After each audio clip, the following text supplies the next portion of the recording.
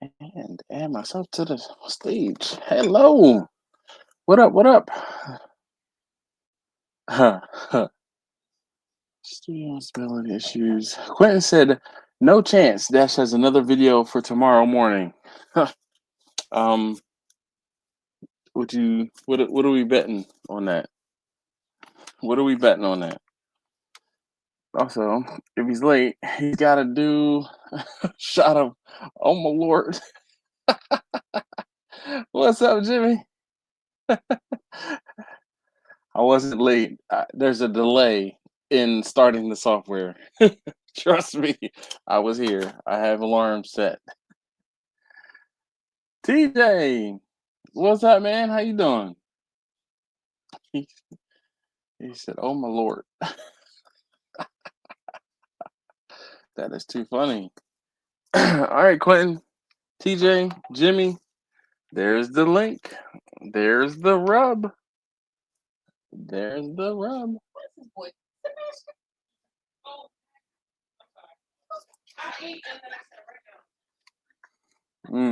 Awesome.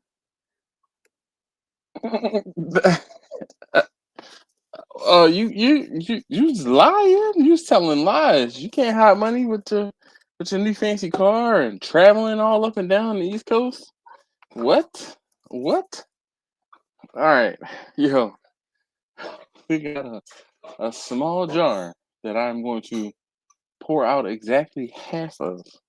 Not even half. I gotta say I need to pace myself, but yeah, I'm kind of blown that y'all let me have more than I should have last week.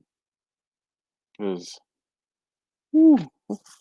yeah, I'm not even going to get that down to the 8 ounce mark. We're just gonna stick that there, and we got the Blue Monster. TJ said he's doing well. That's what's up. TJ said he's working, so darn. Guess that means he won't join us, or at least maybe he'll join us later. Studying for release for a test at 7 in the morning.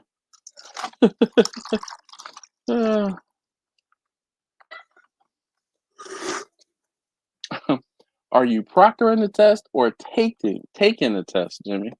Because there's a big difference between that. I mean, you said you're studying, but I won't say I don't believe you, but you could still be proctoring the test.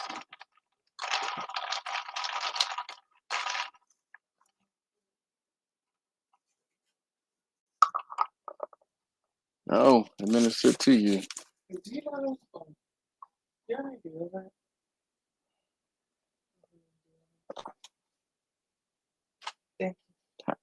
What happens to the 2 or 3 of them that you have in your room? There were 2 or 3 that I saw on the floor. They're down to the end, like the very end. I just have them. It's not happening. So.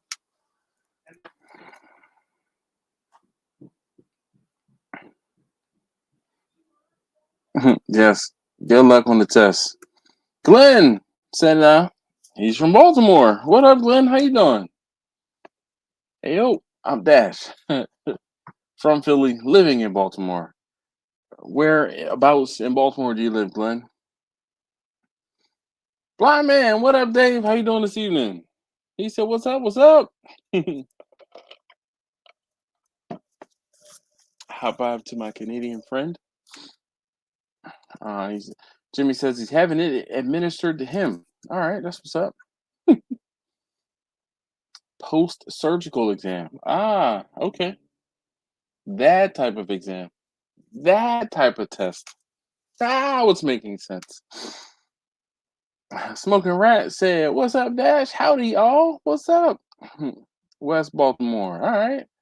I'm on the southwest side of the city. So I'm not too far away from St. Agnes. So we in here.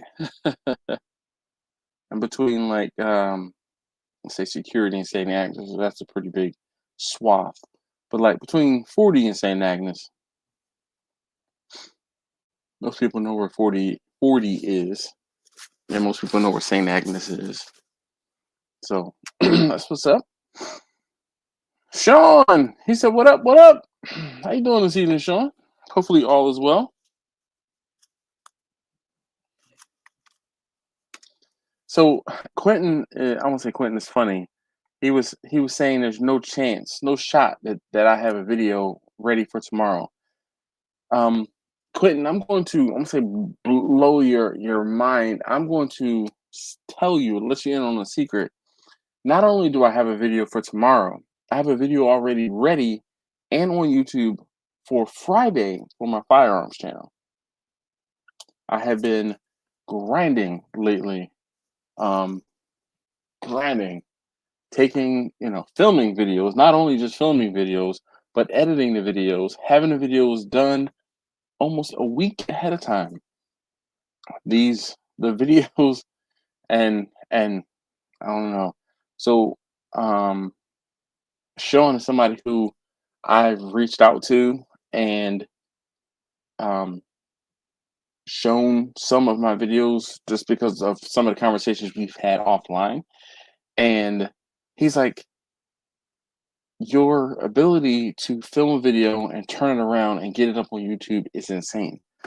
I have had a lot of practice and I try to get it done in a timely manner fashion so that while it's still fresh on my mind, the video is still fresh on my mind. I try to get it edited and then put up on YouTube so it can pass all of those checks and things, and then it can be monetized with very little issue. Speaking of which, I don't know if you guys know or saw, but my firearm channel has just finally exceeded the threshold where it can start to become monetized in the form of subscriptions. Yeah, YouTube is kind of almost like funny about that. But they're like, yeah, we'll let people join your channel, become members of your channel before we actually give you full monetization. Yeah, yeah. Anyway, so Quentin says you definitely been on a roll. Yeah, buddy. Hmm. I'm trying to take advantage of the summertime bump. And I mean, has anyone else noticed that my videos have gotten, well, one of them has gotten like 10 times the normal views on it, and then some of the others are at like 2x/3x the normal um the normal views. Glenn said his father's from Philly. All right, so I won't hold it against you, but do you root for the Eagles or the Ravens? TJ says congratulations. Yeah, we'll see though, because it's a firearms channel and the firearms content is not, it's not a safe space, let's put it that way. Me too. I have 3 scheduled getting ready for vacation. There you go. So now, mind you, Jimmy is posting 1 video a week. So if he has 3 scheduled, he's 3 weeks ahead of the game. Sean is saying money bags for whom? Not for me. Maybe more for YouTube than it is for me. Huh. Congrats on the subscription. Yep, it's cheap bastards YouTuber, exactly. But all right. So one of the other things I found out, in trying to grow my firearms channel is everyone always says, "Oh, you have a YouTube channel, a new YouTube channel. I'm a subscribe." Pump your brakes, because what really happens is you have to hit a certain number of subscribers, and then you have to have a certain number of watch time or the watch hours. And I grew up on YouTube in a really different time. So me starting a whole new channel in 2024 was eye-opening, to say the least. But that being said, in order to monetize my channel, you have to have public watch hours, which are people who are not subscribed to you. So if someone discovers my channel and they're like, "Oh man, this guy's great. He's teaching me something about this particular firearm," I'm going to subscribe. Boom. That kills my trajectory of getting the public watch hours. It's It's a racket. It's a racket. But once I do cross that hump, you're like, yeah, you're in the clear. No, not when it comes to firearms. Firearms videos can easily get demonetized.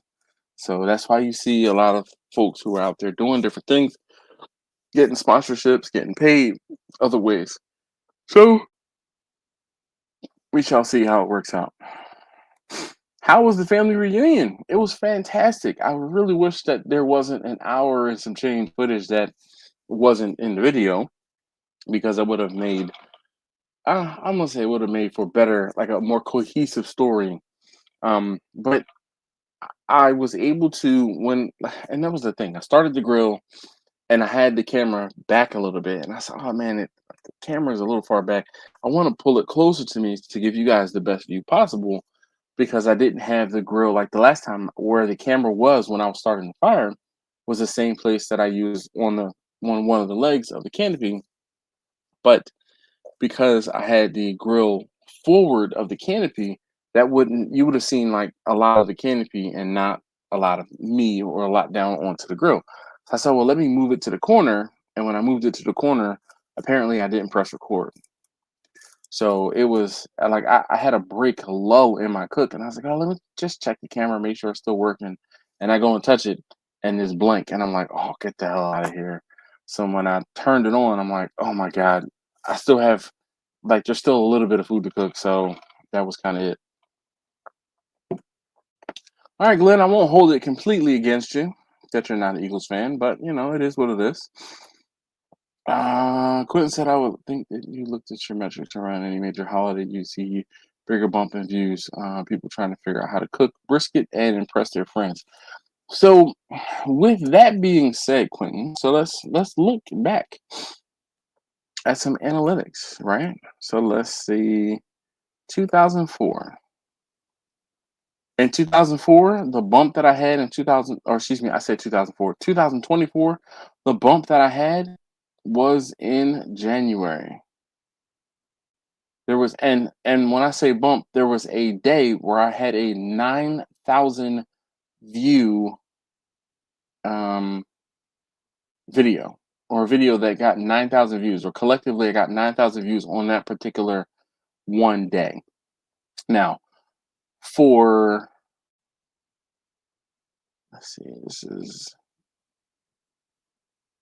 so, and this is all of 2024, I had 454,000 views. Okay. So let's look at 2025 so far. January, my highest view day in January was 2,200 views, versus I've had a 60, so let's say 7,000 views, 7,000 views, 5,300 views, and come on. I'm trying to hover over 9,000 views. So that's collectively 25, 30,000 views in the last 3 weeks, right? So let's go custom, and let's say January 23 through 12, 31, 2, 3. All right. So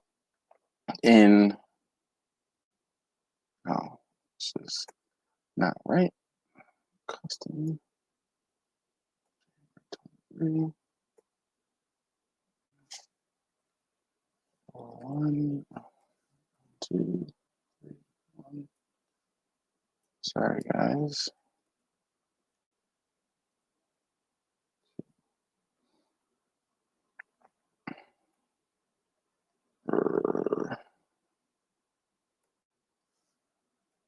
Let's try this. December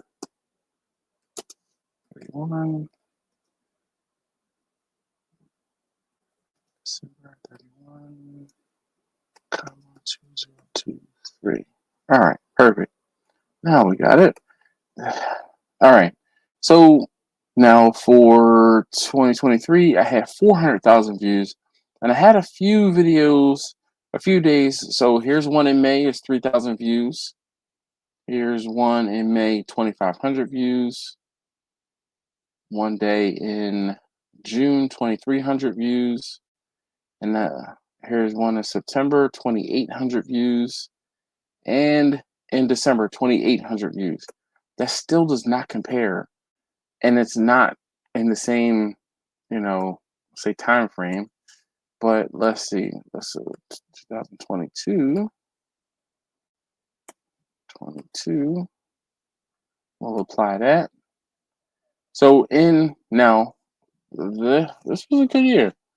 5,000 or 500,000 views, and this was also at a time where the views were how you made your money. And I'm gonna catch back up to the comments in a second. But I had like a decent amount of views. When I say decent amount, let's say 2,300, so about 2,500 views. I won't say every other day, but this was so 2022. I was still posting videos in a timely fashion, like I've been posting videos now or recently. But from May 13th through July 4th, basically. So I'm gonna say during that peak summer season, from like Memorial Day to July 4th, the views were much higher. So yeah, it's one of those things where it's different, but it's the same. But I don't know. It's hard to explain. Like there's no rhyme or reason to it. All right, man. I'm sorry. I obviously I didn't see you there because I was on a whole nother screen, just kind of talking it. No, it's all good. So Sean, hold on. Let me try to catch up on the comments for a second. Sean says, "Not a safe space" is a great description of firearms content. Yeah. Dave says that sucks. Oh, I know. Because here's the thing, and so I was talking to my friend Andrew today because he is one of those people that I bounce my YouTube / barbecue business ideas off of from time to time. He's helped me with my website immensely, and he's been one of my, I won't say longest friends, but been a friend for a long time throughout my barbecue journey, right? So I'm kind of like, oh my gosh, dude, I'm getting a whole bunch of views on this video. Check it out, right? And that's and he does website stuff and search engine optimization, and he helps with his clients because he does web development. But so I sent him information about the video that I posted yesterday, and I'm like, dude, check this out. It's just like it had like 4,200 or like 5,000 views on it early in the day, and I'm like, yo, this is crazy. So then last night before I went to bed, I'm like, yo, I checked it again because he was like, oh, today was crazy. Congrats on the views and everything like that. Boom. So then I took another screenshot of the analytics and I sent it to him. And I'm like, dude, it's still going. It's still going. And it was at probably 7,500, 8,000 views last night when I took the second screenshot. So this morning he reached out and he's like, well, sorry, he was texting me late last night, like, man, this is crazy. How do we, he's like, how do we build on it? And I'm like, I have no idea. We'll talk tomorrow.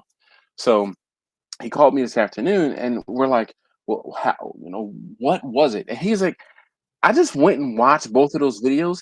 He said that was like the least production / interaction you've done in videos in months. And I'm like, dude, drop that simple. One single camera, just pointed in the direction of me doing something and then having to go back over it and do the voiceover. That's the hard part, having the quiet and the ability to kind of see what I'm doing, remember what I did, and talk about it. He's like, how do you do more of this? I said, that's what I've been asking myself. I said, but I don't have any other, new videos. And I'm like, I'm not going to try to recreate it. But I said, well, what if I went back and went like I did a one-side cook, just like those two videos, um, a month ago, a month and a half ago. Actually, it was 2 months, 2 months ago, and that video has 1,100 views versus one of the other ones has 35,000 and the other one has like 10,000. I'm like, do I re-record it and talk over it again, or do I go back and get one of my old videos and re-record that one? So I have to figure that part out. Uh, Yeah, go ahead, Dave. I'm sorry. I'm sorry. No, I was just going to say, as you guys know, my YouTube name is Smoking Rat. And you had asked me about what the name represented and why I came up with the Smoking Rat. I'm actually part of a indie developer, Okay. and I run the business for the indie development team. So I do a lot of the SEO. I do a lot of the video editing, Okay. stuff like that for the game itself, right? Mm-hmm. I do some of the live streams, and I don't post it on my channel. It's all on their organic. Business channel. Yeah. Yeah, and I'll tell you what, YouTube, the algorithm for There's YouTube, no rhyme or as reason to soon it. as soon as you got it figured out, you've got a As soon as system. you think you Boom. have it, Yes, they it kneecap you. changes. They kneecap you. So I just keep telling the guys, just keep consistency. Yep. Consistency is going to be the biggest thing. Yep. You try to do the little eye candy dazzle stuff and videos and stuff, especially for us. But yeah, there's you can't figure out that algorithm. And that's the thing that I won't say I can't teach, but people say, oh, you how have you done this or how have you done that? And I'm just like, I've been at this for a long time. And hold on, I moved my laptop and it's yeah, okay. So I'm like, I've been at this for a long time. And what did work for me I won't say for a very long time, but it killed me. Like I was like, all right, I'm done with posting YouTube videos and I was just like, I was doing the same thing I'm doing now, posting 2 videos a week and doing the live stream. And my schedule was a little different then, and my workload was a little different then. But now I kind of and I had a schedule where I would cook something on the weekend, edit video on Monday and actually I take that back. I would cook something on like let's say Wednesday or Thursday towards the end of the week. Like I would make dinner and I would try to make dinner before Thursday, right? And I would film something, have a video, and then I would try to film something over the weekend on a Saturday or a Sunday because I was cooking for an event. And then on Monday, I would edit Wednesday through Thursday's video. And then on Tuesday/Wednesday, I would try to edit the video that I shot over the weekend for Thursday, as well as, and usually I'll try to have it done by Wednesday so that when I did the live stream, I could say, hey guys, thank you so very much for being here on the live stream. Here's tomorrow's video. And and it really was during COVID when everybody was here in the house and I didn't have the quiet time to edit and or film things. So that kind of like, it was just weird. So, And you could kill yourself trying oh to yeah, pump out all these videos. I mean, yeah. a lot of people don't realize what Mm, goes into how much time? making videos. Oh So, my gosh. all right. So, um, hold on. All right, I'm trying to make, because I started reading, hold on, let's see. Neil, what's going on, man? How you doing? So Sean says recording is crazy hard. It's too easy to make a small mistake that completely derails a video. Been there, done that. One of the videos, I was filming a video recently of me making, I was doing smash burgers actually. Like I was doing smash burgers on the little tabletop Blackstone that I have. And Not with the what, tortilla press. no, not yet. Not yet. Not yet. And I'm only using, I have it right here.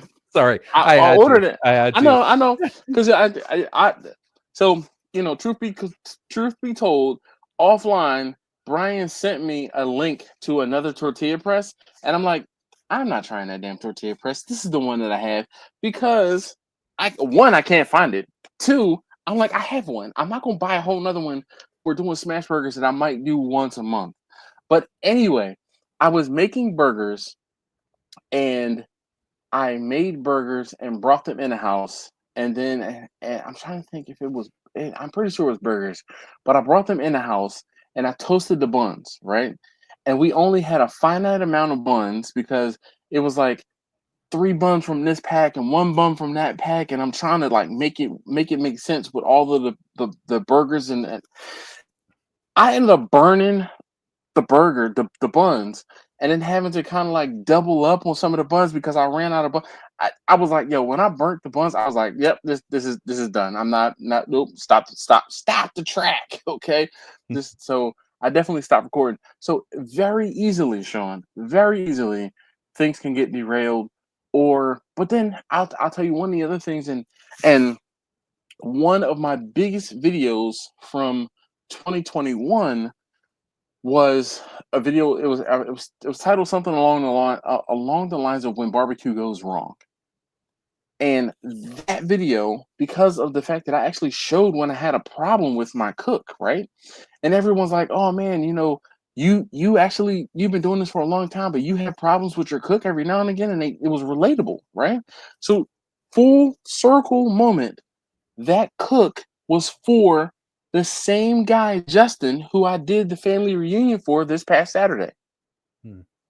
And it just goes to show that even when there's a problem, even when there's some adversity, I figured it out. I won't say I ran and cried, but I tucked my head for a few minutes. And I don't know if Marcus is probably isn't here, but I called Marcus and I'm like, yo, what the fuck am I gonna do? And he's like, dude, walk away from it, take a step back. He's like, go do something else. You'll figure it out. And I was like, all right. So then I ended up pulling the 5-foot grill table out because the whole thing was the chicken was like it was so sooty. And if you haven't already, go back and watch that video. It was called like when I think it was called like when barbecue goes wrong or something like that. And it was part one was the cook that I did in the house, and then part two was the food that I cooked and I had to take with me to the event and set up and do the event at Justin's house. And by the skin of my teeth, I got it done. I figured it out. I got it done. I had to basically almost wash the chicken that I had cooked, and it was just full of soot, and because I overloaded the smoker with wood, so it was a dirty smoke.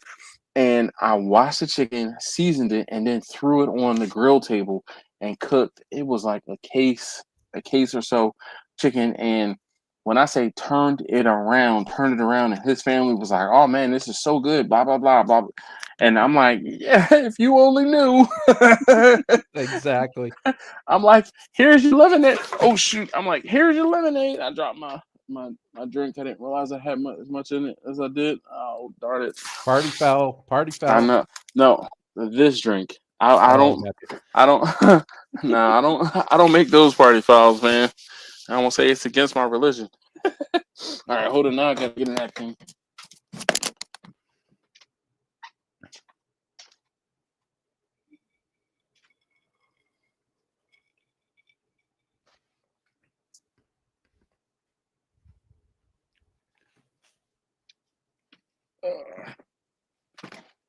I went to. I went to. I went to grab the can and it slipped out of my hand because there was some condensation on it.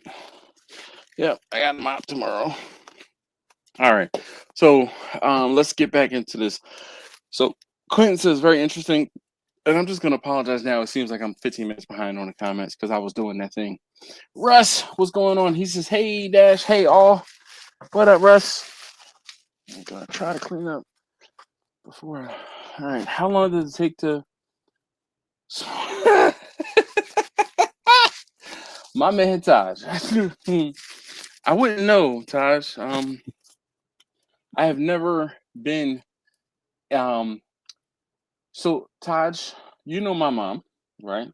My mom worked in the facility in which those people who were the street pharmacists who were bad at their jobs, that when they got caught, they went to her job. Okay.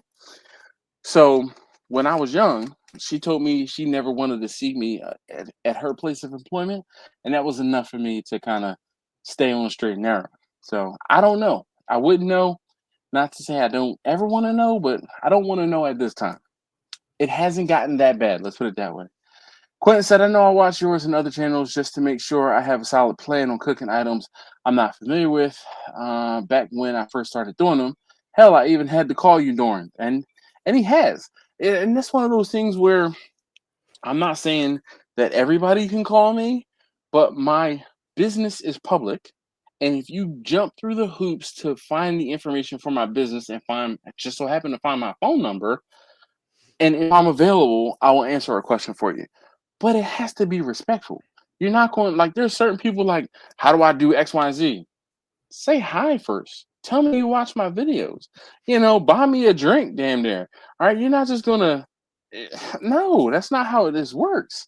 I mean, you have to be cordial. You can't just and it also has to make sense. So like, there's just certain people that I'm like, listen, I have been doing the barbecue thing for 11 years. I have been putting barbecue videos on YouTube for 11 years. And if you think that I'm going to just like willy-nilly give you all of the things that it took me, let's say 5 years, 7 years to figure out, and just because you comment on a video and you're not subscribed, you have never interacted with me on a live stream, you have never interacted and become one of those people who I can look at their name and say, oh, I know this person, or I've met you in person.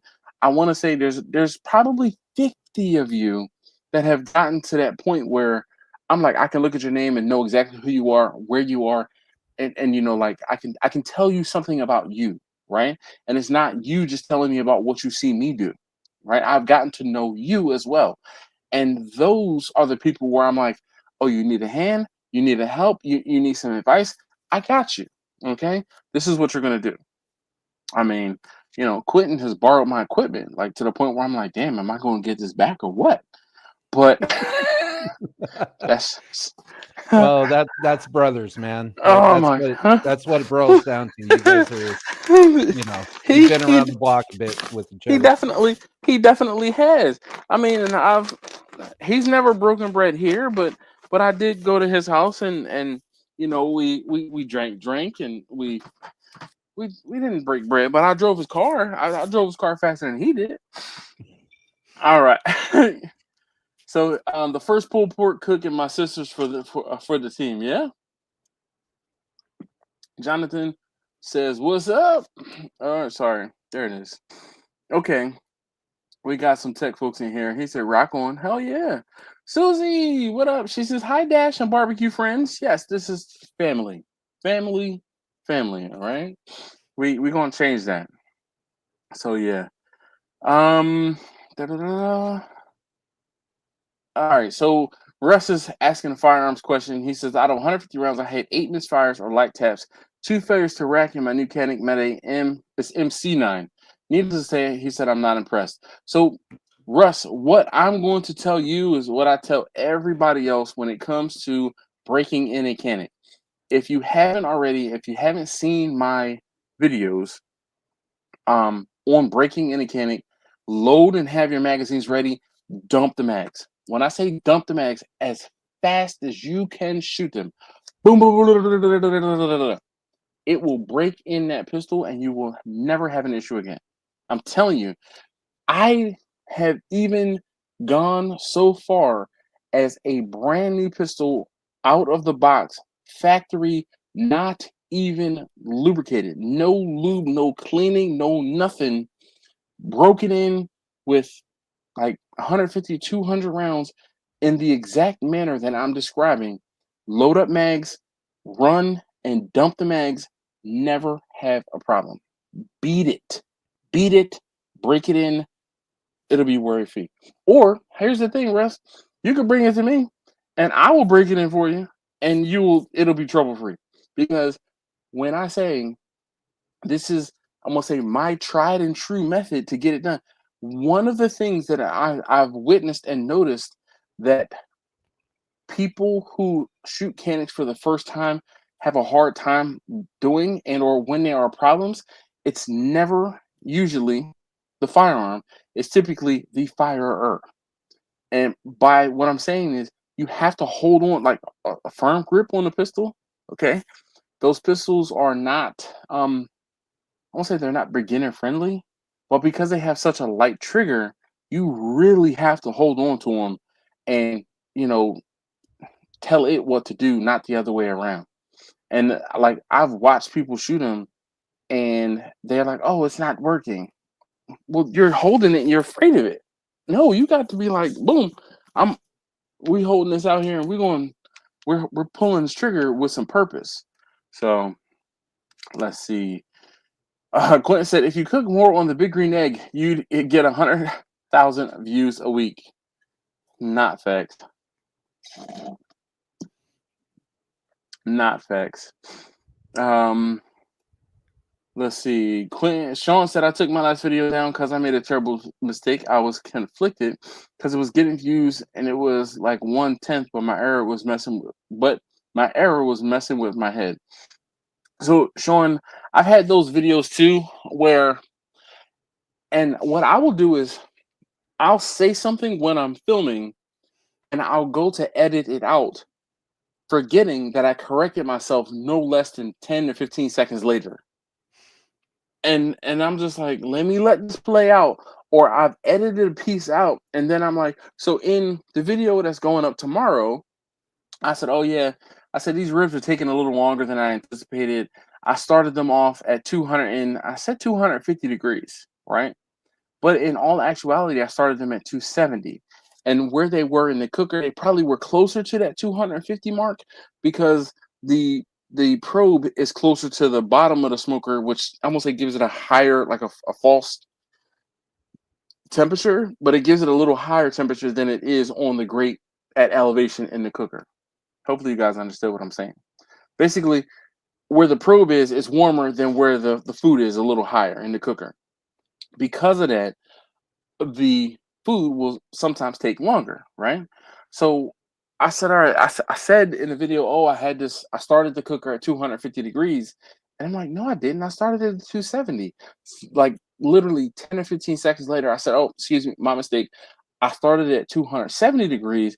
And then, but I had already like started cutting out, like figuring out where I was going to cut what I was saying out. And then I had to kind of like undo everything and just, all right, I'm going to let this roll and I'm gonna say the wrong thing and then correct myself within, like I said, 30 seconds. So, all right, let's see. You could spend so much time on Oh editing. man, dude. It's insane. So there is one thing I'm gonna say. I'll tell you is I send it at 80%. I get my videos 80% there because you can get to 80% in 20% of the time. But getting to that last 20% will take 80% longer. Getting Yeah. to 100% will take 80% longer than you spent. And I can tell you honestly, even with, let's say the video that I did the other day was, I had maybe 35 minutes of footage, okay? And at that 35 minutes of footage, it took me probably 2.5, 3 hours to edit that video. And it's the finite details and making sure. And I used to, let me tell you this, Brian. I used to edit out all the ums and the ahs. I don't even do that Nope. very much anymore. No, you I let it used go. to, To but be honest, that's what it shows, that you're a real person. it People does. go people But go on all these channels, whether it's yeah, barbecue or whatever, and I mean, they, all these videos, they're really refined, and that's why they are getting a lot of likes and stuff. However, you know th- how many subscribers do they have too? They're yeah, they're in, yeah. Well, hundreds of thousands. not even that, Brian. But are they paying someone to do that edit work? Now, whether they are or not, I mean, for us, No, I and think it makes a difference because I know people, I know, and I won't say small channels, but I know channels that are like sub 100,000 videos that are paying someone to do their editing. And it's like, all right, I'm going to film and then throw it to an editor. And I wish I could. Okay. I wish well, I could because that would they'll give charge me. an arm and a leg to do that editing for you. No, really? It depends on where you outsource that edit to. Okay. Because I'll tell you what, for the work that I do, and I'm I'm not promoting anything. I'm not even going to say the name of who I work with, but for an ad, like a 2-minute spot or something like Yeah. that, Yeah. in After Effects, I'm going at least 6 hours on an edit for that 2-minute ad or And video. I agree. I understand. But here's the thing: the fit and finish and the polish that you put on that video is going to be leaps and bounds. I'm gonna say better, but leaps and bounds different than The what I'm going to more be doing.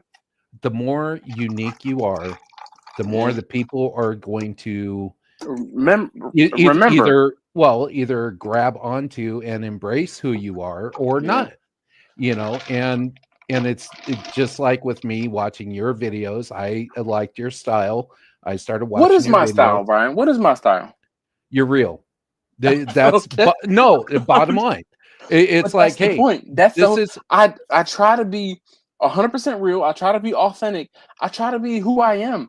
And I've people who have met me. Quentin has met me. Jimmy has met me. I don't know who else is on the live stream that's met me in person. Taj, my homie Taj will tell you, yo, he's the same person in his video that he is in person. You know, I will be honest. I curse a lot more than I do in person than I do on his videos because and I've said this before. When I realized my kids were watching my videos, I stopped cursing in my videos. But in yeah. person, oh no, bro. But Yeah, for me though, for me and the people that are more like me, the more honest you are and the more real you are, yeah, that's I mean, because endearing. hey, if you screw up, you screw up, and I prefer if somebody doesn't edit it out. Sugarcoat I it, yeah, because no, but that's how people learn. It's like, all right, this guy did this and he had a yeah, bad result. I don't want to do that. yeah. So anyway, I digress. So yeah, so Quentin said I did have that equipment for a hot few months, for a hot month, dude. He had one of my Cambrels for like 6-8 weeks, like no lie. I'm like, bruh, hey man, I would too. you coming back? Look, so Taj says, serious question: could I get a roast, slice it thin, and cook it on my blacktop to make some cheesesteaks? Yes. That's pretty much it. A so cheesesteaks are made from ribeye, okay? And the whole thing is if you got a bone-in rib roast, which is a bone-in ribeye, okay? It's that same ribeye cut. You roast it, you smoke it, right? Cut it off the bone and then slice it thinly. And when I say slice it thinly, because you know as well as I do, Taj, when you at the cheesesteakery, and yes, cheese steakery, when you're at the cheesesteakery, they are going to be not mincing, but they're going to be pulling that meat apart anyway. So the thinner you get it sliced, the easier it will be for you to kind of tear it apart into small pieces. Um, so, but I don't know how you're going to slice it thin, because slicing it thin and then shaving is what you need it to be to make it tear apartable easily. Unless you got a So, meat slicer. listen, I have a meat slicer, and that's not worth its weight in gold. Like the cleanup on that thing is the absolute worst, and it's Absolutely. a pain in the butt. So Hog, he said, "What up, dog? How you doing?" Hog says, "What up, dog?" Sometimes the jokes Right? write themselves. All right. So Quentin says, I've had drinks at your house. You gave me the shot of the expensive stuff, that I still probably owe you money for. You don't owe me money for it. It's just one of those things where the uh, the allure of that bottle, I'm gonna say, was lost on me, but it wasn't my thing. So Brian, you weren't here for COVID when I was trying to learn to bourbon. And I found, I won't say inexpensive, but I found a bottle of Pappy's. Okay. And not only a bottle of Pappy's, but a 12-year-old bottle of Pappy's. And I Wow. was just, but so where everyone else is impressed about it, I'm like, yeah, this bottle I paid 75-80 bucks for, and everyone was like, you can sell that bottle for $500 right now with what you've already drinking from it. I'm like, all right, I'll never would. but okay. Everyone else gets excited about it, but me because I'm just like, okay. So It just wasn't look, that good for you. it's not that it wasn't that good for me. It's just it just wasn't my thing, right? Hmm. Like me, I won't say I'll get excited. I'll get more excited over like drinking some good moonshine. But that's like like I really enjoy drinking moonshine, right? I won't say I have fun, but like I really like drinking moonshine. It's your It's not that preference, that is right? exactly it. That's my preference. But I can appreciate the bourbon. Hmm. And I've gotten to the point where I can appreciate bourbon.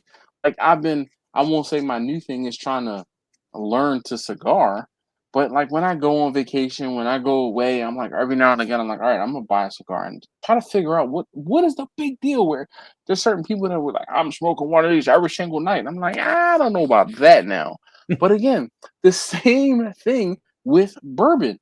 Now I can definitely tell the difference between like a oh man, to me, one of my top tier favorites is E.H. Taylor when it comes to bourbon. Okay, and then I've never had Weller's, so um Sam, it's not Sam, is it Sam? No, what is his name? Yes, I Can Barbecue was here last week. Simon was here, dude. I got obliterated last week, so man, obliterated. Anyway, Simon was here and he was drinking Weller's, and I've never had Weller's, and I'm like, damn, I'm trying to try some Weller's, but the problem is, I know that I don't want to buy Weller's because it's expensive. It's a nice bourbon, Yeah. so catch 22. All right, so let me try to catch up. So Scrog, he's just laughing. He must have said hi. He better have had said hi, and not just like start the conversation with the LOL. Quentin says that also Dash, my birthday is in 2 weeks. We can do another wing challenge, the 25th. We'll have to see, Quentin. I got some things happening. So Susie says, dang, I always say hi barbecue fam and change my greeting one time and get called out. Yep, not with me, Susie. It's too early in the night. Had I been one or two more sheets to the wind, then oh my gosh, Susie's here, blah blah blah.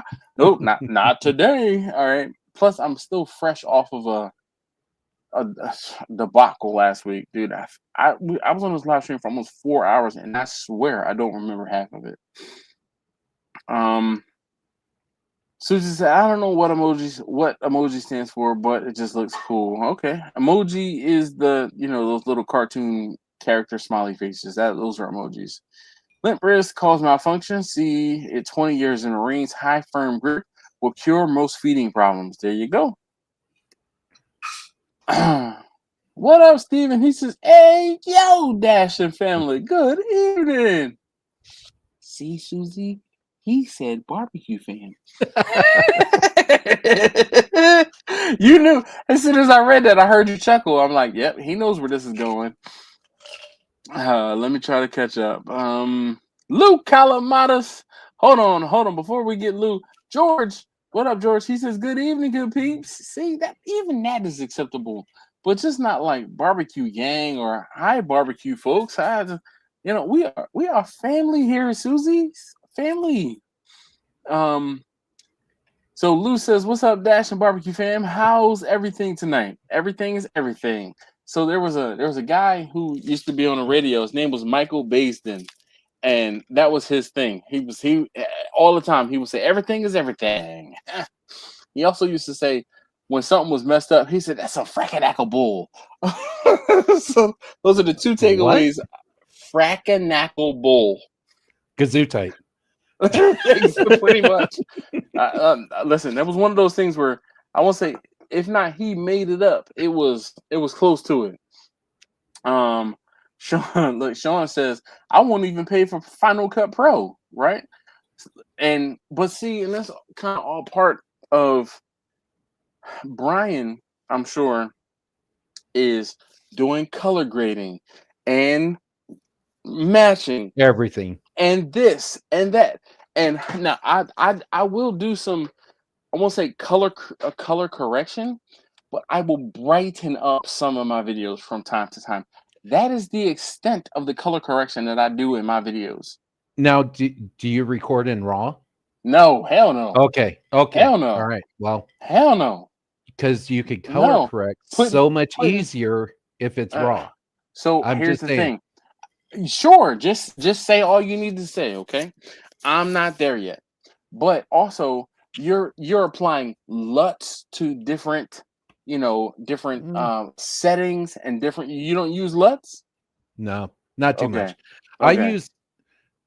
I use After Effects. I don't Mm. use Premiere Pro. After Effects is all I've been using for, God, probably about 12 years now. Okay. So Premiere Pro, no. I use Premiere Pro just to cut the videos. Okay. Just to scrub them and cut them do up the and edit. stuff. Yeah.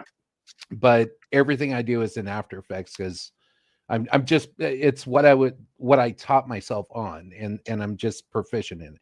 And that's a big thing. So Sean is using a MacBook. So his MacBook Final Cut Pro. comes with Final Cut Pro. Mhm. So here's the thing, right? I am by no means an Apple person. I loathe Apple, okay, and I've said that many a time. But I envy those who have Final Cut Pro and have the ability to do decent edits on a subpar machine quickly and efficiently. And if you've ever edited video, you will understand what I'm saying. The laptop I am using, the one I'm on right now, is currently 5 years old. It is a Omen, so it's an HP Omen gaming PC. A decent amount of RAM, a decent video card, decent. It's an i7 8th gen Intel processor. I would have rather the AMD processor because I'd have gotten a little more bang for my buck. With 64 gigs of RAM. It's not a slouch computer when it comes to anything, right? It's meant to be a gaming machine. 4K, non-touchscreen, so it's non-touchscreen. But again, at the time, I didn't need touchscreen. I wanted it to be 4K. That was the one thing that I said I had to have it be 4K because I'm like, how can I edit videos? I can't even use them in 4K, right? But when I say I will start a video rendering and come back to it an hour later, 2 hours later, 3 hours later, and it's still not be finished, that is where I envy those of you who are using MacBooks and Final Cut Pro because they just handle that video and doing stuff with the video so much better. It's not just the MacBooks. It's a number one, your hard drive, or what your storage drive.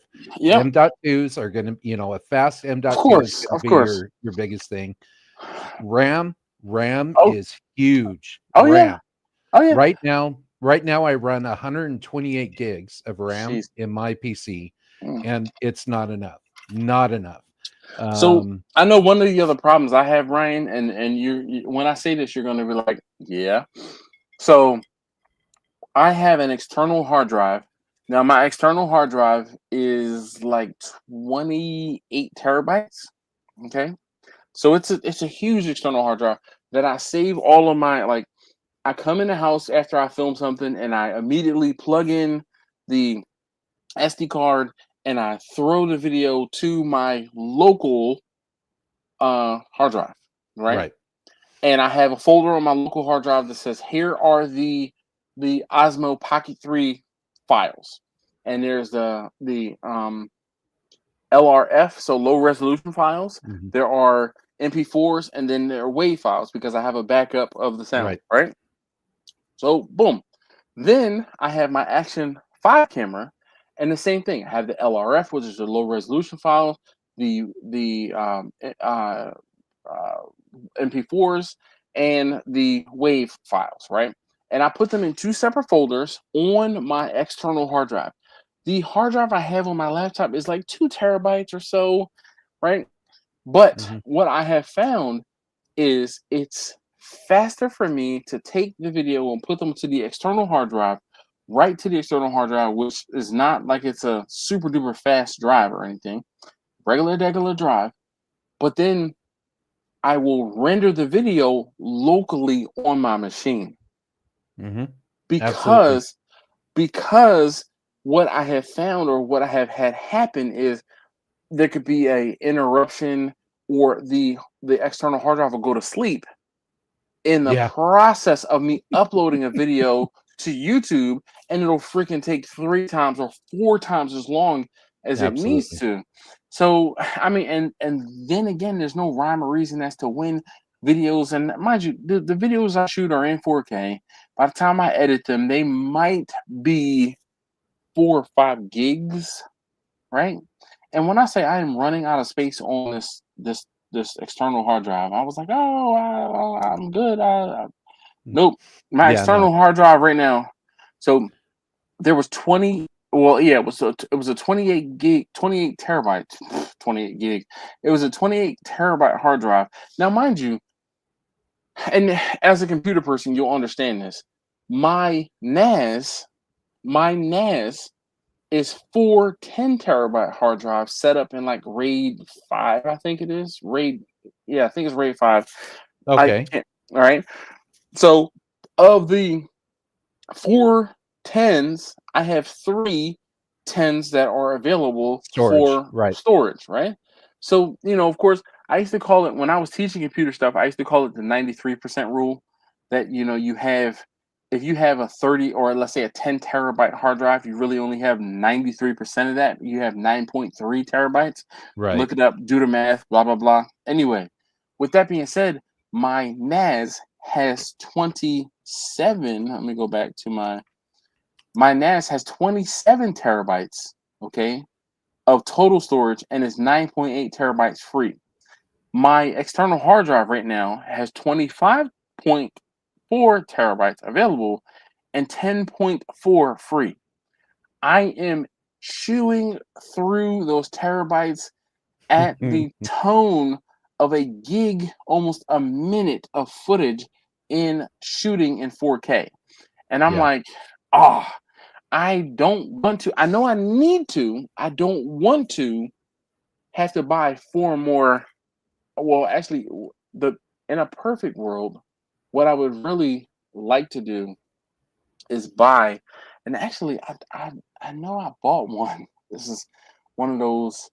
Um, I bought an external hard drive that had the capacity to put multiple hard drives in, but it wasn't a NAS. So Okay. my next move is to upgrade my NAS, take the Yeah. drives from my NAS and turn that into an external hard drive.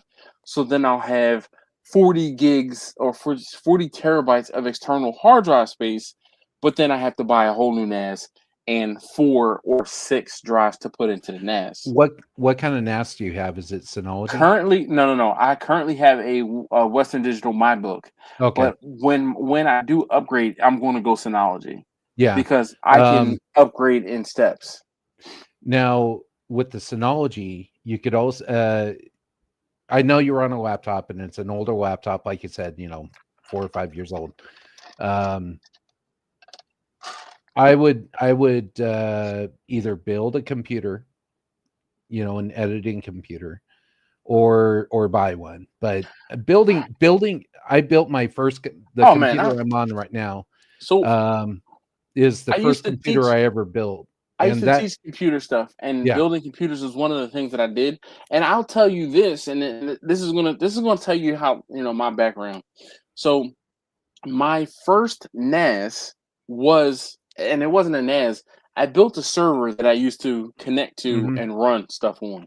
And I had my listen. I had my server stuck behind my TV in my family room.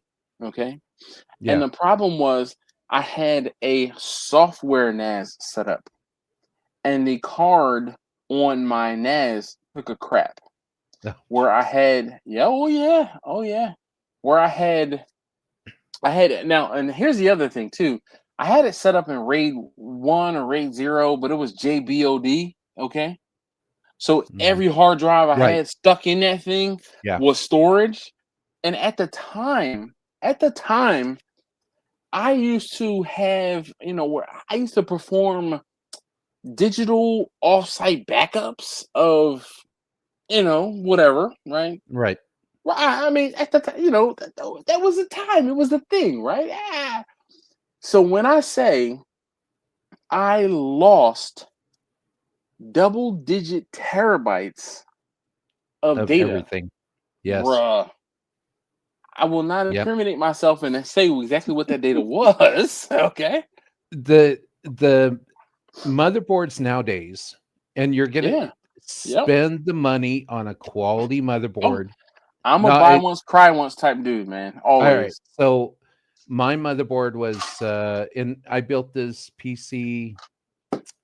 I want to say this was let's see here, So 3 hold on, years Brian. ago. 3 Hold that years ago. thought. So Lou says, Dash, I have two announcements for you. He says, well, one for you and one for Q. He must have bought some sort of thermopen. Look, Taj says Dash is the same person he was when he was 16. Only difference is he drinks way more and has a sharp asshole meter. There you go.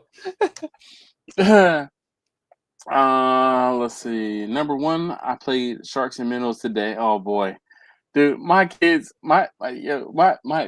So Lou is a teacher, and he's I'm pretty sure he's a phys ed or gym teacher.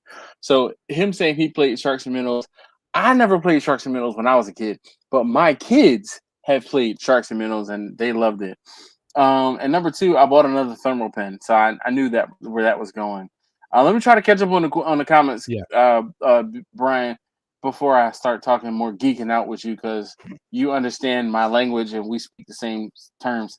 Cut it cold, super cold, but not frozen helps cutting it thin.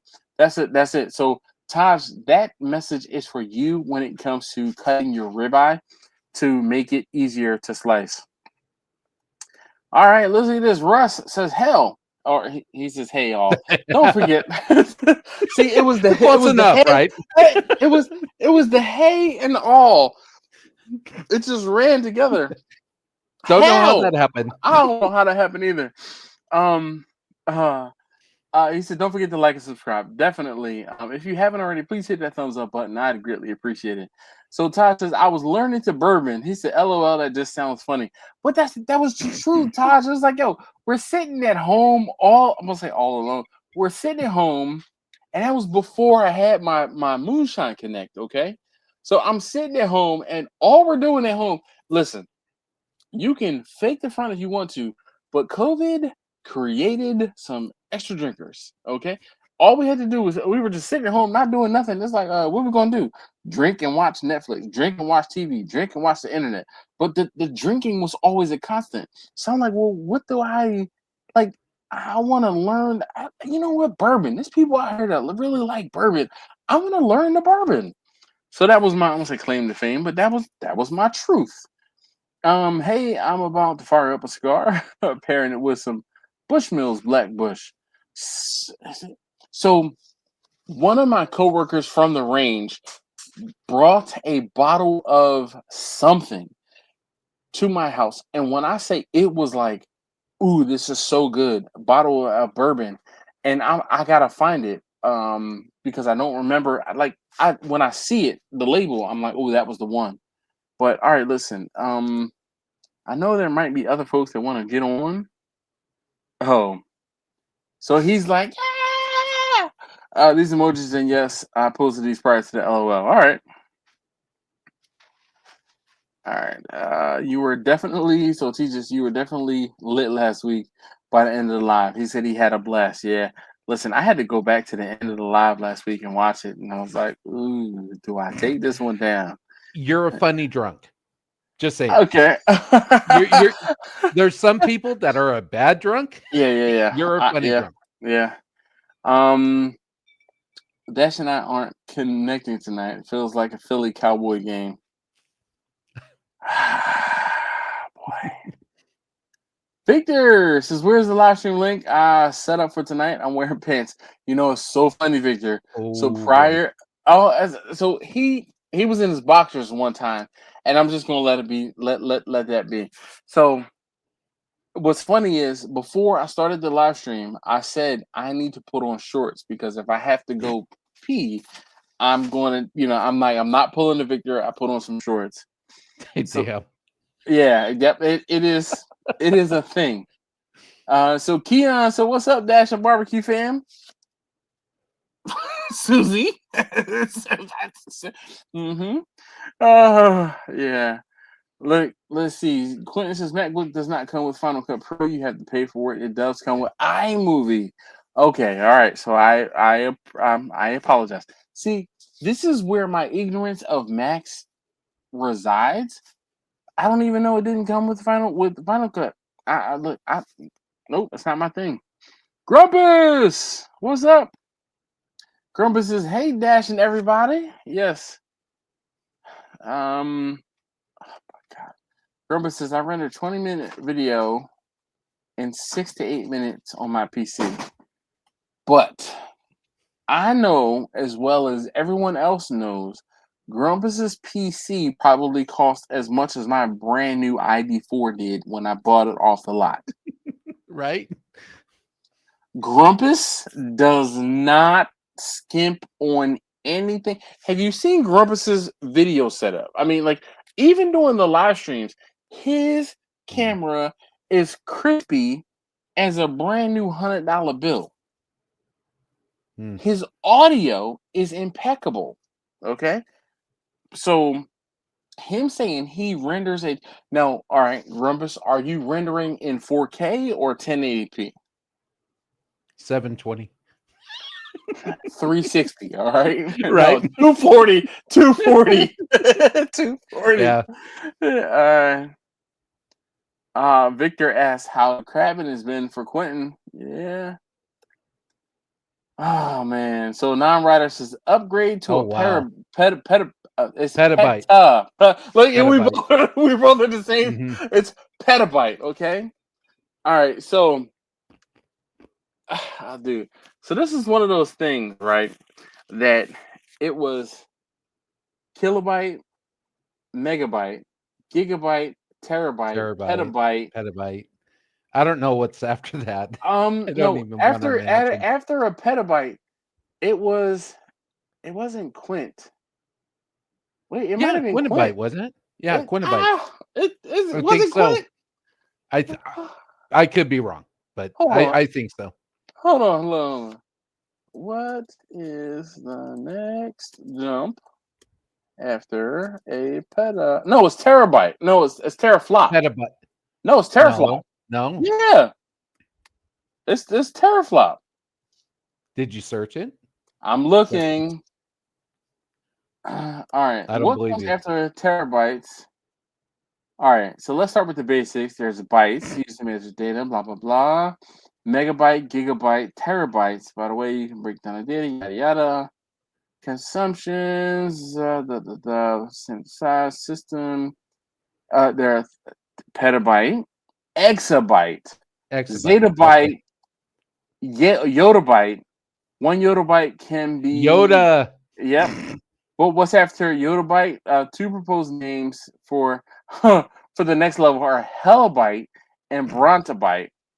Brontobyte. But there's a teraflop in there somewhere. I do remember this from my teachings. It's just been one of those things where you lose it after a while. But yeah, so terabyte, yottabyte, sorry. So Who knew terabyte, this barbecue petabyte. live stream was going to be a About computers. I know. I didn't have the. I'm sorry. Look, it says It's a in real the stream. thing. It's a real thing. It says in the stream, barbecue discussion, maybe. And here's the thing: we are after the 1 hour mark.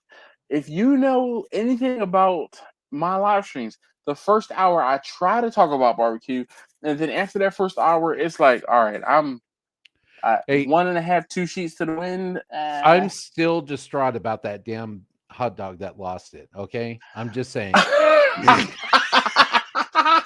So let me just tell you.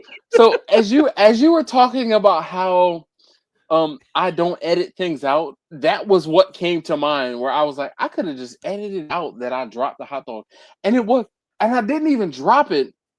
It was in the corner of the. It was the I last saw it. hot dog I saw it. on the corner. They just rolled the wrong way into the charcoal, and I was like, do I try It's to done. save this? I was like, do I try to save this? Do I eat this one? Like, because I hate it. But the whole thing is, every single time you do barbecue, you're going to have like a piece of meat that you Yeah. drop. Doesn't Something matter. is going to happen. Always And gonna happen. that's the devil's cut. That's the devil's cut.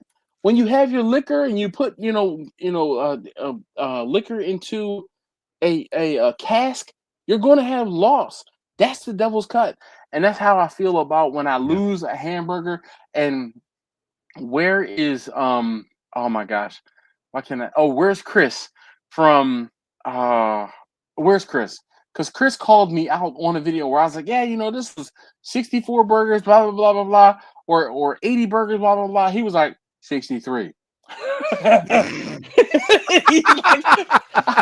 like, Okay. I'm like, 63. read between the lines. Like, I did drop one, but you ain't have to call me out like that. Like, damn, son. So I mean, hey, I'll tell you what. We were talking about algorithm at the very beginning. The comments on the comments, especially the comments, doesn't matter if they're positive or negative. Makes a huge difference on algorithm. Huge. I agree.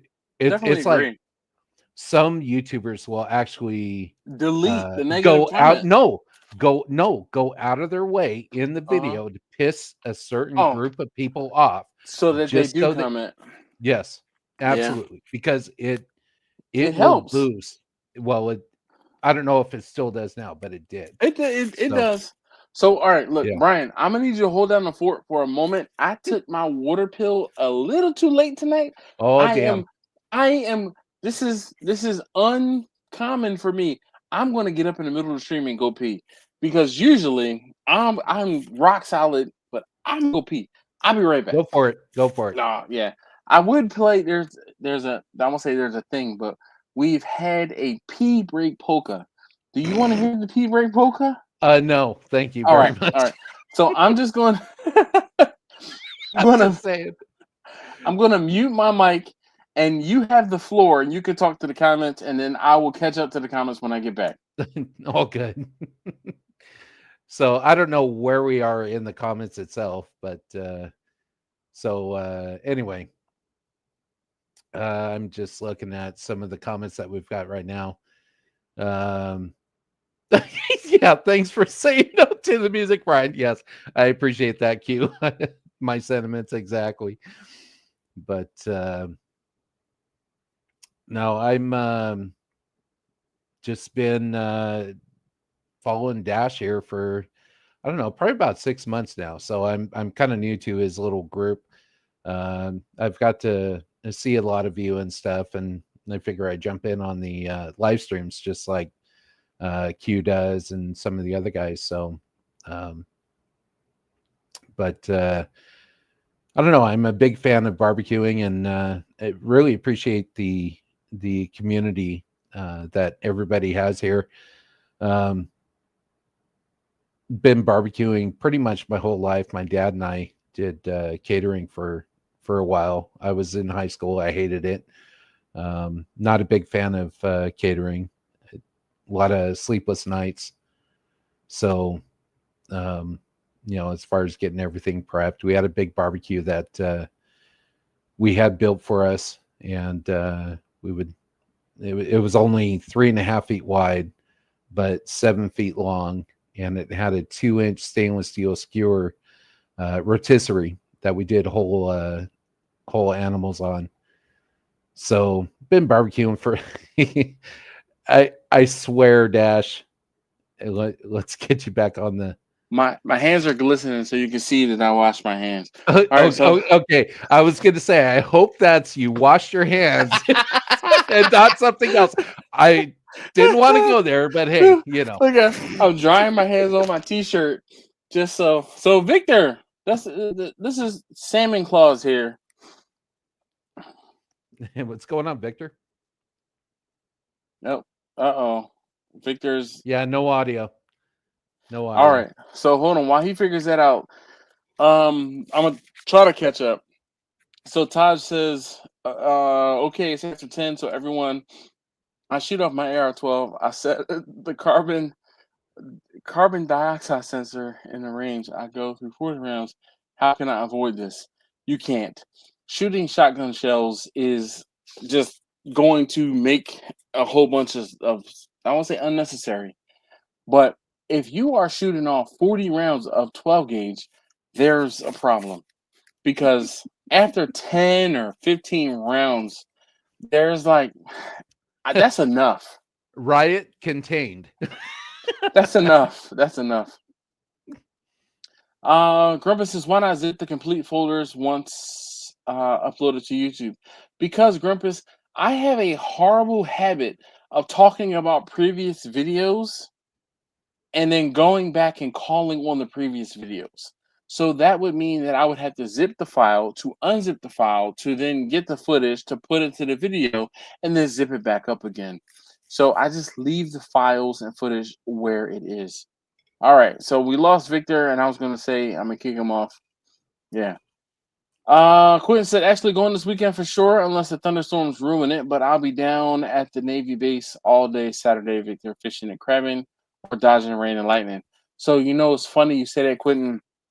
Um, there's a group of guys in my area that do they're called like the urban sharpshooters or Charm City Urban Sharpshooters, and I was like, maybe I should go out with them, go hang out with them on Saturday morning.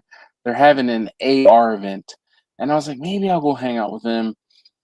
And I'm like, I don't know. I checked the weather, and it's supposed to rain, and I'm like, I mean, can I go play in the rain and wear some boots and a hat? Yeah, but I'm like, I don't know. To drive. Oh, Grumpus says no Synology. He says go anything Okay. else. Well, what? Like, Well, it's a personal preference, just like cars. It's a personal preference. So So Grumpus, what do you suggest aside from Synology?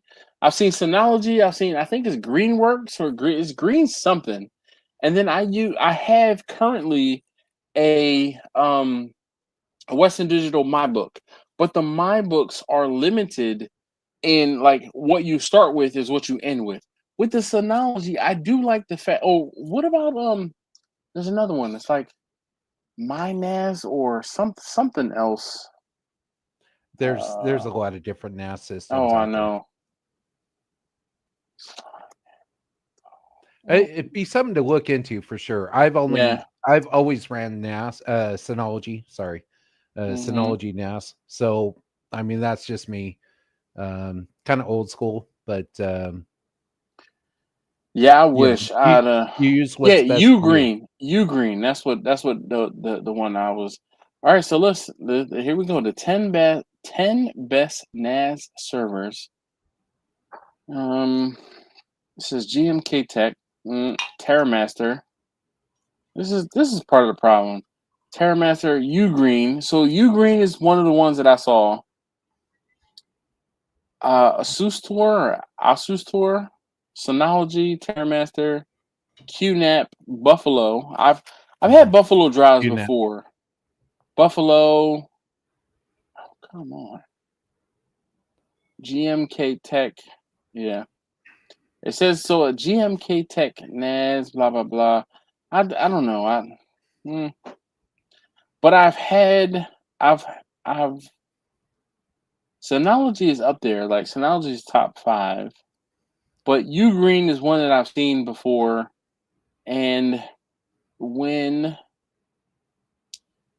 I had a point where I had two, like, let's say there were 4 terabytes. Now, mind you, this was probably 10 years ago, and I put them in it was a Buffalo Link Systems, like it was a dual hard drive enclosure. That's what it was. Mm, But I mean, it worked until I was like, yeah, 2 4 terabyte hard drives versus 1 12. So yeah. I've got in my PC right now. I've got 17 terabytes in the PC, and then I've got 47 terabytes in my NAS. So I kind of go between the two. So but to be honest, I do a crap ton. For what I do with the developer I work with, I'm doing like 2-hour, 4-hour videos. Oh, So okay. I mean, it's huge. So I mean, the Yeah. file So sizes are you might just have like insane 250 to 400 gigs of per video. video. Yeah. Oh, listen, I know. When I said earlier, 1 minute of footage at 4K is a gigabyte. I can math. I haven't Yeah, had that much to drink tonight. I have.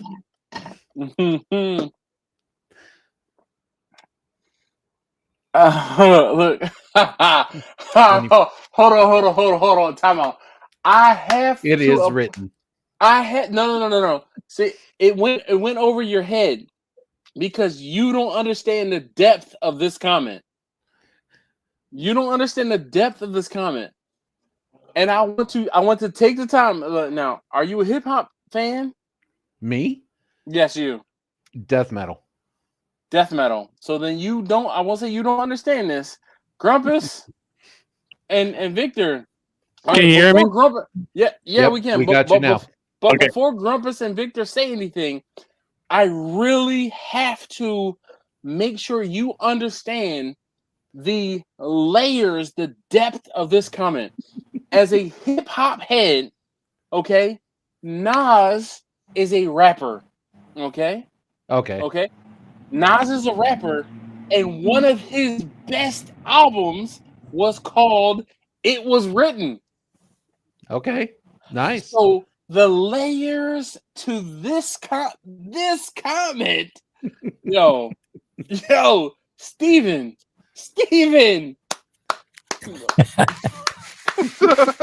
Yo, Bravo. this is top Well done. tier. This is top tier, not even dad joke, but this is top tier hip hop head joke, okay? How far back does that go though? 93 between 93 and 95. Hold on, let me see. No, it's okay. You don't have to look it up. No. I want to know now. I've been a metalhead my whole life, so it's funny. And People Grumpus- see me driving around death metal at 96. 55 96. years old, just listening to death metal, and people look at me driving down the street just like, what in the hell? Listen, as big of a hip hop head I am, I listen to that much EDM. So I'll be on my okay? And it's just because the has no words to it. And I can just kind of like move and get what I need done. So yeah. But I am going to appreciate the hell out of that comment. That was a great comment. Was it ever? And not only that, I know my homie Taj, who's also a big hip hop head, can appreciate that too. Yeah. Anyway, hi guys. Nice to have Hey, you on the how's stream. everybody doing? Hey, I can't see your face. You need some lighting. Edit. Me? Yep. Okay. Yeah, he's It's a little dark. it's almost like you're in the Witness Protection Agency. Maybe that's on purpose. Yeah. He's a little blue and a little blurry because Be you know careful what what it you is, wish Victor. So he probably doesn't have, like, I have a light shining on my face, so that like if I didn't have the light shining on my face, this is how I would look. Brian? Oh, I know that much. I just thought I'd point it out because the whole time while I was waiting to try to get on, and I have no idea why I had the volume problem. I've never had that before. it's okay. But I kept It's just looking your at mic. it. I turned it down a little bit. You're good. Marlon said he's dipping in to say hello, fam, but dipping out because he has to get up at 4. I got to get up at 4 tomorrow too.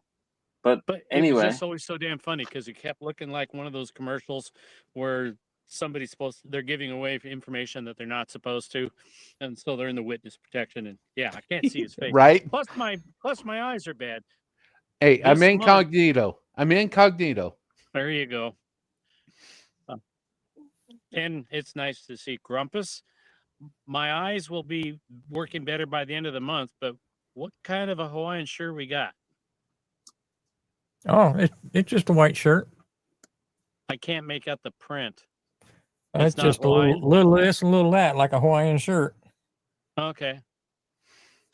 So because of the witness protection, we got B allegedly. and hopefully I spelled allegedly right because we changed. I wanted to jump up and explain my NAS comment. Oh, okay. All right. So, I mean, through the years, I've acquired a few. I have 2 QNAPs and a Synology just right up 3 feet away from me, and I've got a Western Digital at work. Yes. The Synology is by far the easiest I've ever used. Yeah. It's the easiest to connect remotely. It's easiest to set up, and you can mix up your drive capacities where you don't have to have all the same like some of them. Yep. Now, just recently, I'm talking about in the last few months, Synology has decided that they're only going to support their own drive. Really? And their drives are higher than a cat's ass. Oh, I was about to say some sort of subscription where you have to pay for. It has to be their drive, or they cripple the operating system. Man. So I love the Synologies, but because of that, there's no way I could get in that ecosystem. When does that take effect? I think it's already taken effect. Oh, really? If not, they're fixed to. I mean, there's a lot of buzz on it on the YouTube, and everybody's up in arms about it. Because the nice thing was you could have 4 10 terabyte drives in it, and you could upgrade to 1 14, and everything will still work. Yeah. The 14 will still be recognized as a 10, but you could buy a 14 this month and a 14 next month and slowly build your NAS back up. You won't be able to do that anymore. Unless you buy Synology drives. So I know Dash is as thrifty as I am. Bro. That's all about that. It's all about that mighty dollar. Well, I mean, you're too many other alternatives to do the same thing. Yeah. All right, so Keon says, well, he has to get back to work looking for a burger chip video. I'm gonna have to talk to Keon because I'm like, what the hell? What? Hexabyte. Yeah. Roger, yeah, we figured it out. We are definitely woefully behind. We're 20 minutes behind. Look at Quentin said booty bite. I'd vote for that. He said a teraflop is the CPU. All right, that makes sense. I'm like, I know there's a teraflop something out there. I'm sorry, Victor. It took me a while. No, I had to go get some beer. Hell yeah, man! Just to get on the camera that I drink my whole beer. See, there you go, Victor. You about to get put on timeout. Captain Morgan's, huh? All right, that's all I drink. Really?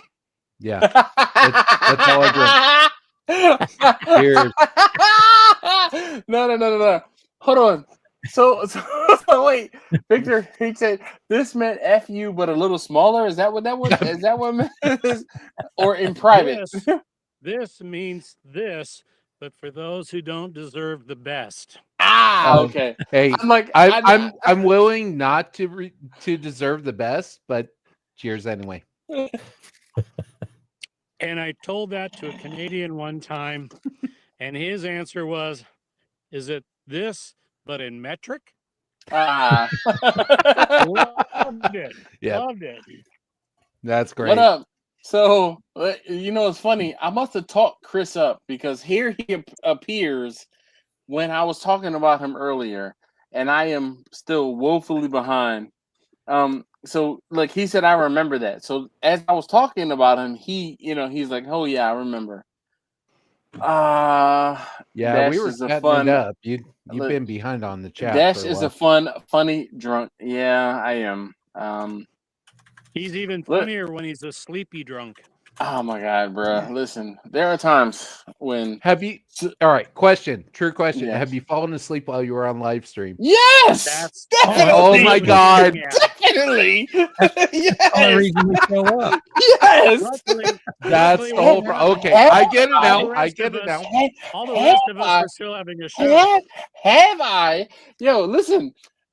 So there are times when we are having a good time, and by we, I mean me, are having a good time, and there are times. So Taj will tell you that if you text me or call me anytime, I will reply, usually within, let's say, 10 to 15 minutes. Victor can attest the same thing. You text me, call me early in the morning, late at night, I will reply. I don't sleep very well, okay? And by that, there are times when I will just be up, right? Like last night, I was up and it was 2 o'clock in the morning, like 1:30, 2 o'clock in the morning, and I was up. And I'm just like, oh my gosh, why am I awake? Because I was tired and I went to sleep earlier than normal. But I'm the type of person where I can survive off of 4 to 5 hours of sleep a day. Not me. That's it. Not me. That's it. And then if I go to sleep, so let's say I'm like, all right, you know what? I had a hard day at work, or I'm just like, I'm gonna drink my drink. Okay. I'm just like, I have nothing to do this evening, nothing to do this afternoon. I'm gonna drink my drink. And I fall asleep at, let's say, 9 o'clock. I will be up at 2 o'clock in the morning, wide awake. Wide awake. Like what? Like, what's going on? 1:30, 2 o'clock in the morning, wide awake. And it'll be woefully wide awake. And then it'll probably be 3:30 before I fall back asleep. And I have to get up at 5:30 for work. For me, if I'm awake, I'm done. There's no waiting an hour or whatever. Mm-mm. If I'm awake, I'm awake. There was one time that he fell asleep so hard. Oh yeah, my cousin had to call my wife. Still sitting in his chair. We were afraid that he was going to fall off and bust his head. So it was me and Marlon, or I can't remember who it was. Marlon and Angela. We were both calling to try to get him to wake up.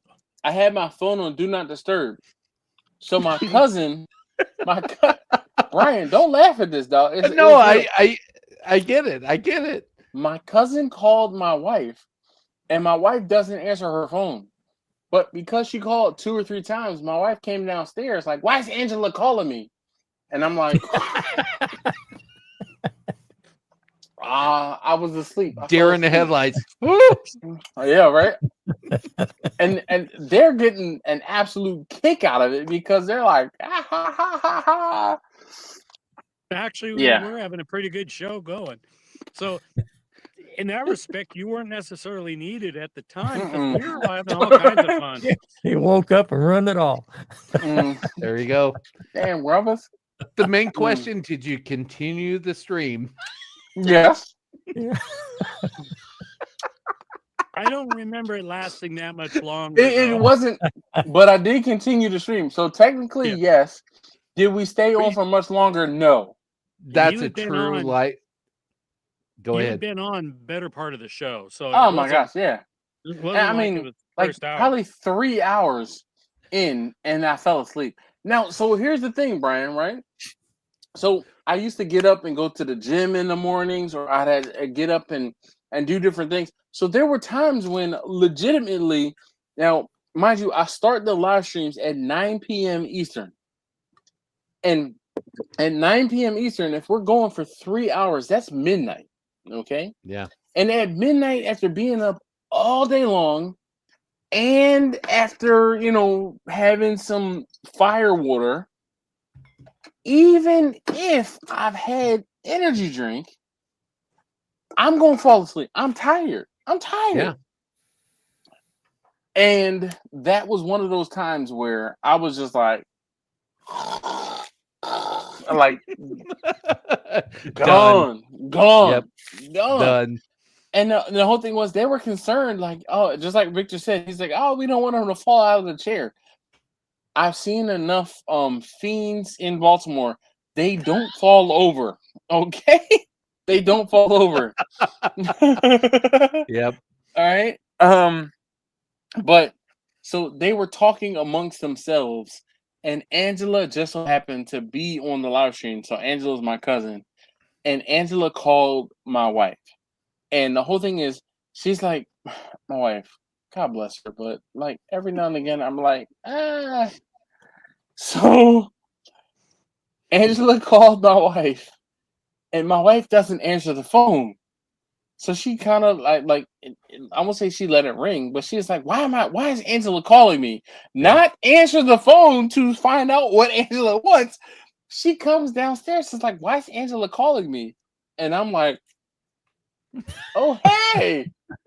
And she's like, why is Angela calling me? And I'm like, what? Because I'm effed up and I'm on live stream. Yep, I'm still on the live stream. Oh my gosh. And that's the thing, like that moment of realization, it's like, oh damn. Oh. Hey, I gotta change the subject for just a moment. Grandpa, since you're the first person I've talked to that lives in the great state of Texas. Great state.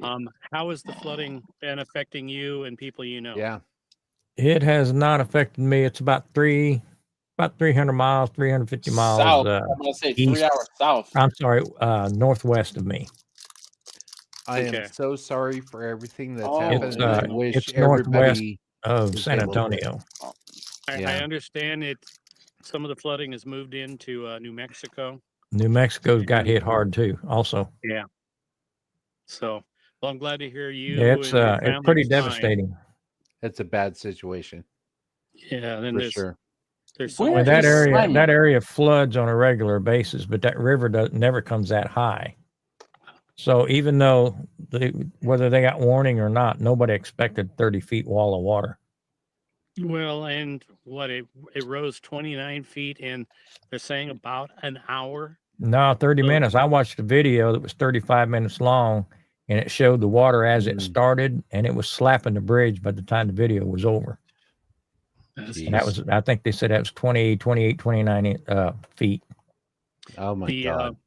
The Christian girls camp, I just saw something earlier today that apparently it got flooded pretty bad.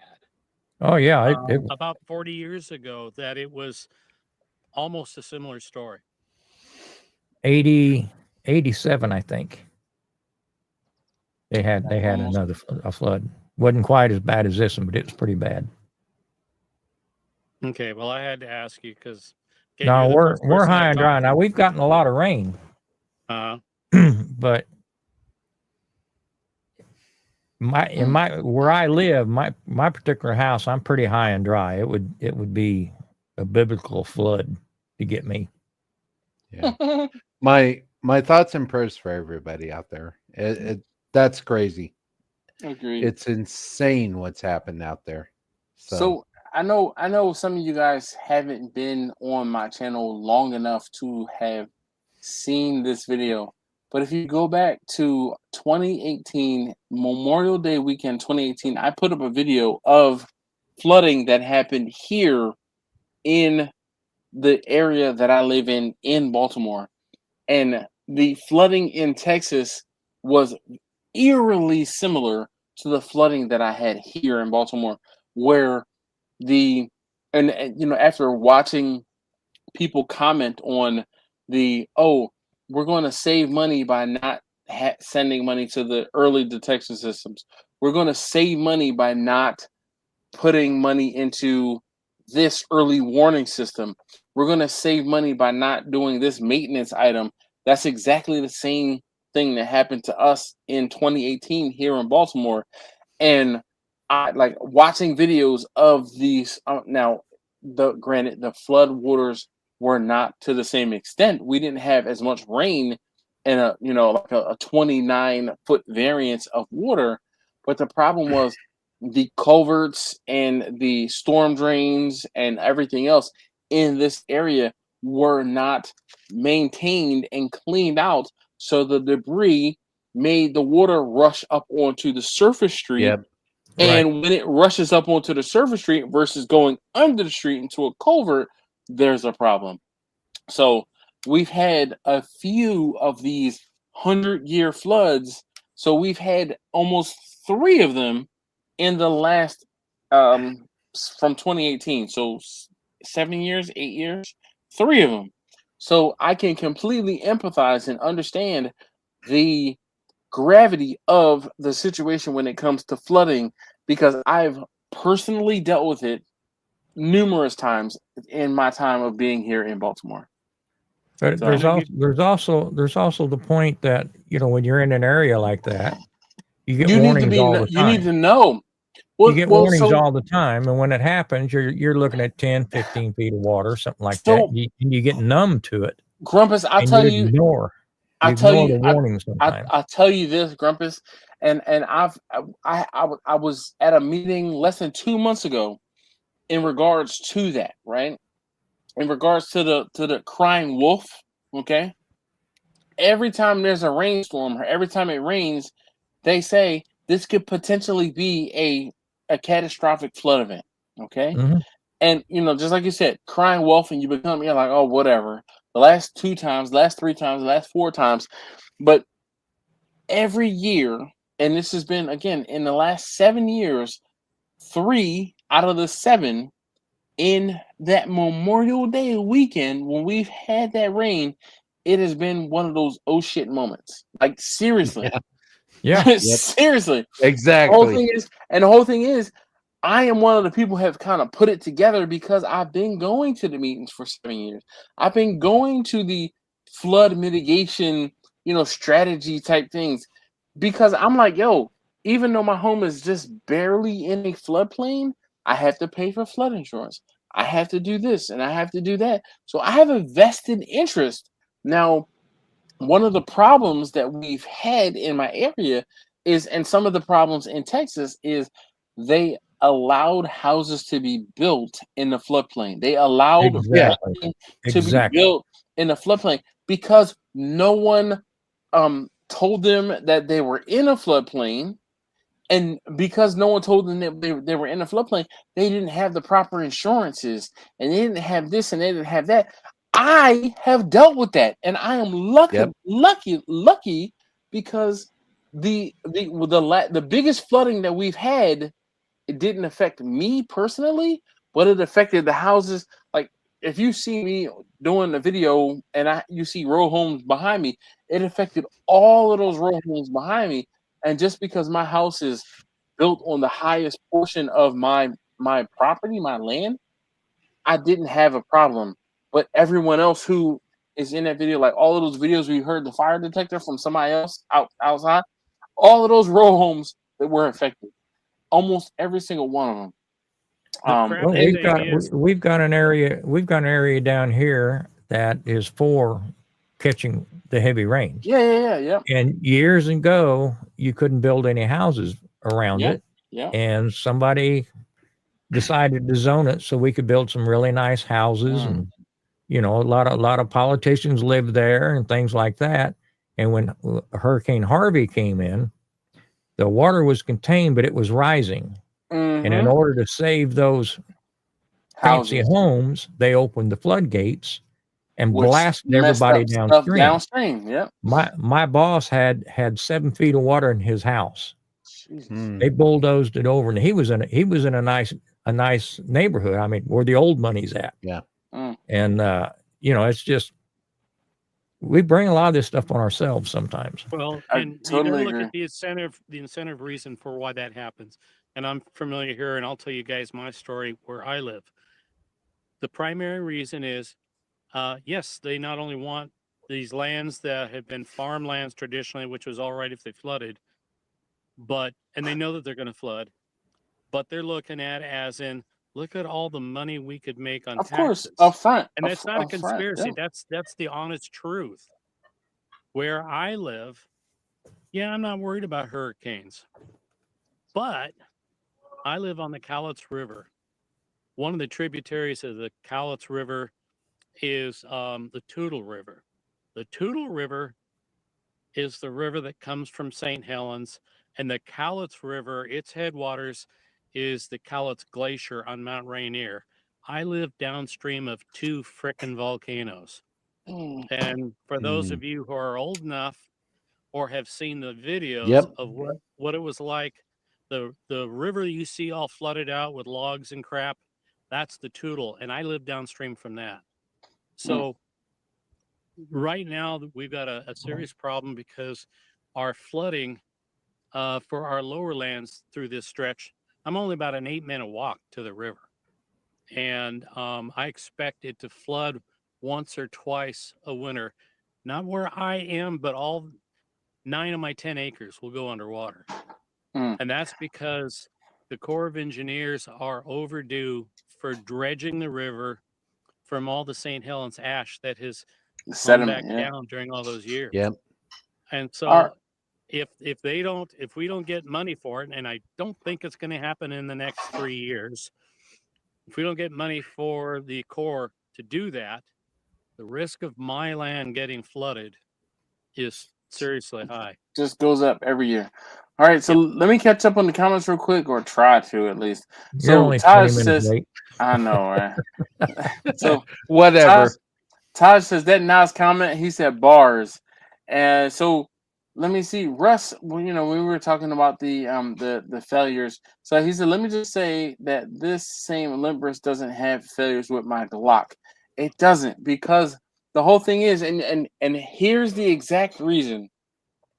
Your Glock, to pull the trigger, takes more force, and you have to hold on to it harder in order to pull that Glock trigger harder. Yeah. Because of the fact that the Canic has a lighter trigger, you're not straining to pull the Canic trigger.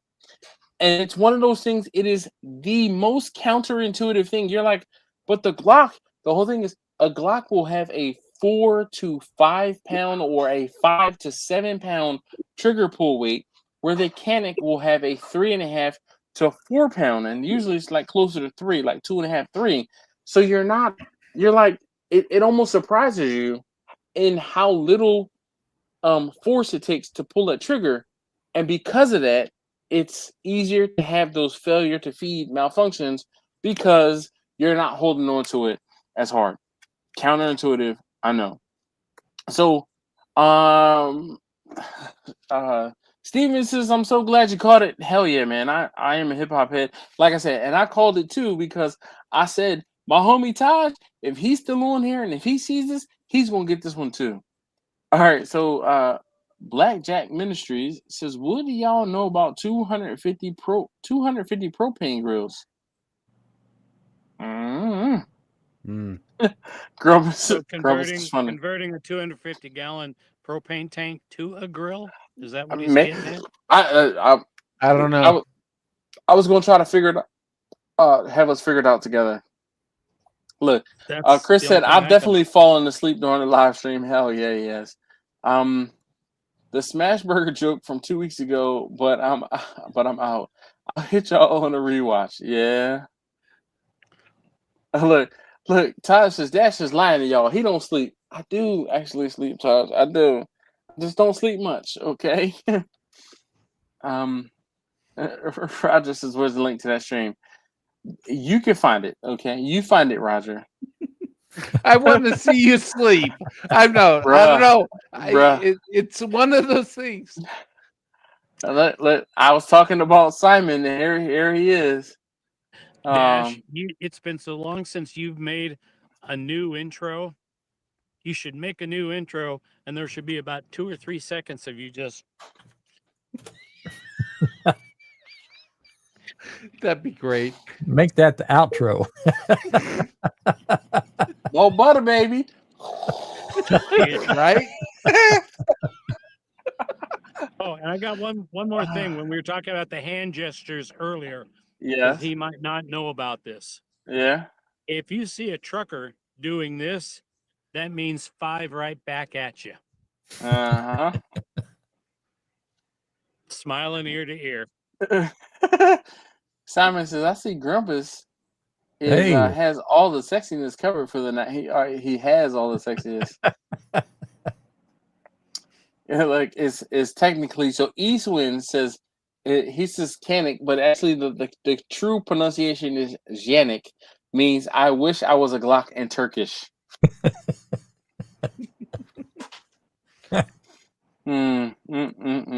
Bruh.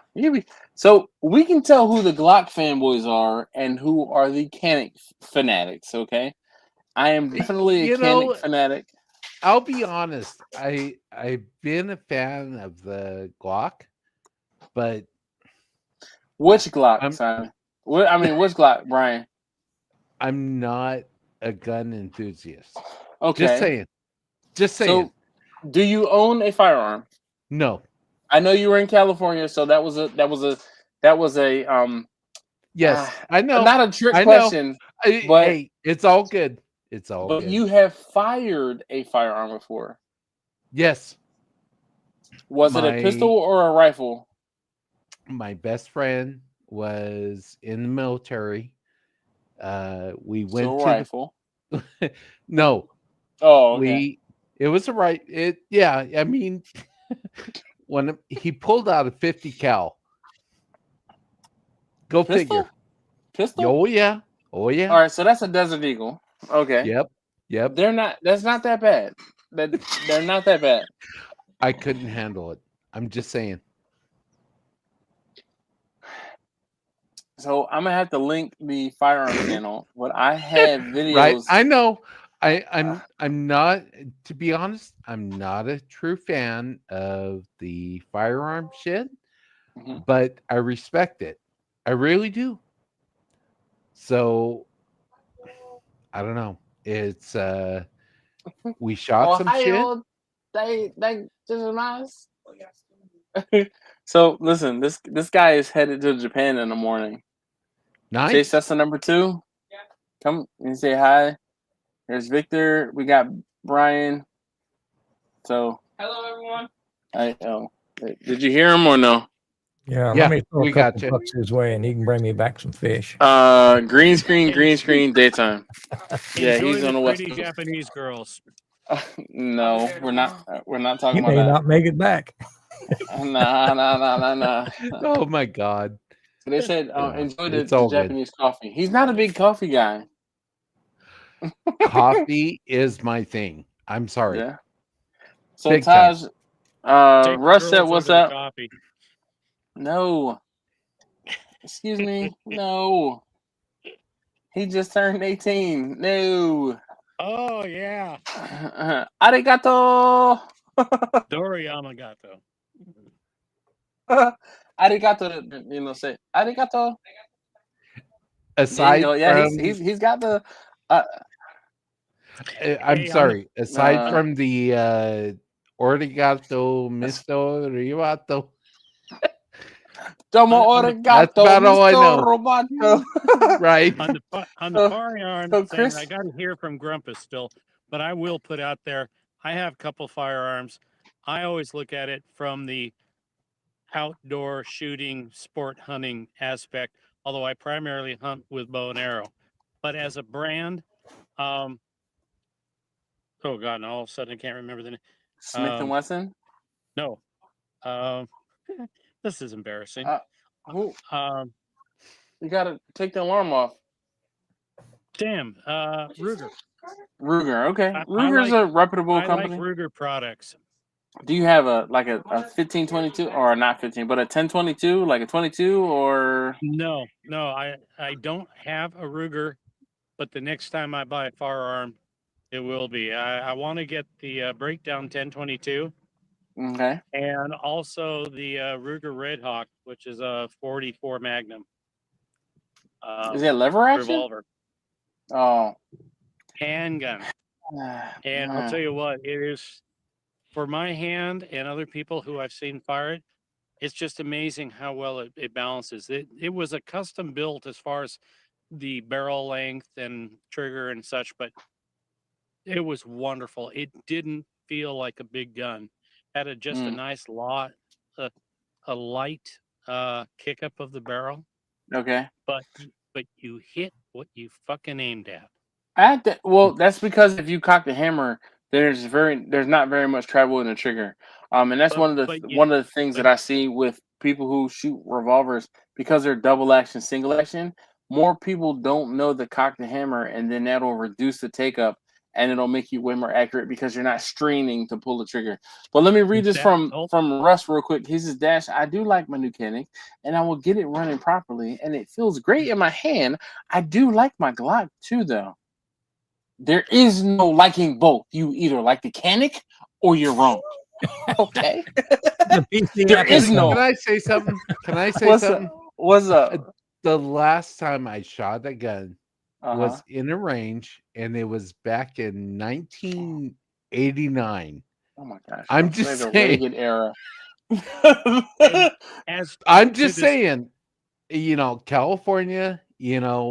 My buddy was a CHP. So was he went Ponch or was he? What was the other guy's name? Was Ponch or what was the other guy's name? Didn't matter. It was a crappy show. What? You didn't like Chips? God no. They couldn't run down a Chevy van. Listen. I like one. Let me just tell you. First and foremost, I like Chips because I saw it when I was a kid and it was on like replay, and there were motorcycles. Okay. I didn't quite get the whole storyline behind it. As an adult, I'd probably be like, "Yo, come on!" Like they couldn't catch the 900 Kawasaki couldn't catch a van. I'll tell you, I could tell you stories about the shit that I've been through with my best friend being. He was an MP in the military, and he was a officer in the the police department where I'm at, and we went shooting. It was interesting. My first experience with a gun. Yeah. Being in California, a lot of people have the concealed and carry and stuff. I don't have anything. I just went in to shoot, and this was, like I said, what, 89, 90, 91 era, somewhere in there. But I don't know. It was interesting. I know you work, Dash, in the gun area. Yep. Right. Yep. So the SWAT was in there while we were shooting, and that was liberating, you might say. But it was interesting to see what the police have compared to what the people in California are able to have.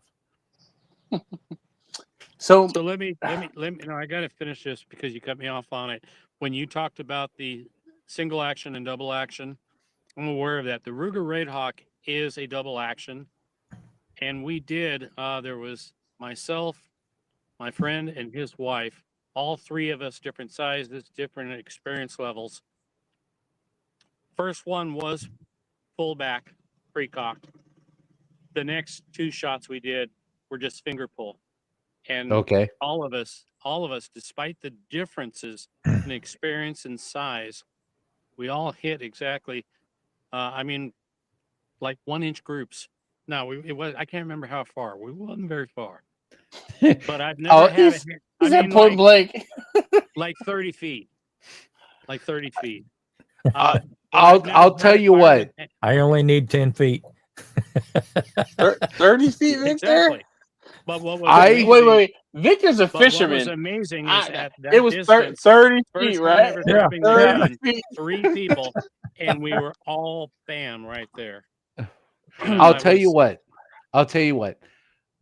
I fired the 50 cal Desert Eagle. My shoulder was sore for fucking months. Pardon me. I don't mean to swear, but I mean, oh my God. Was it a rifle? Like, did you put it to your pistol? Yeah. How was your shoulder sore? It just was. Maybe I don't straight armed it. I'm in California. I'm not a gun advocate. I'll be honest, but I'll tell you what, it hurt me. It's all right. Just saying. Just saying. It hurt me. Soul. It's my core. The Glock was an amazing gun. That was fun to shoot. Had a lot of fun with that. And once again, I'm going back to 89, 90, 91, somewhere around there. But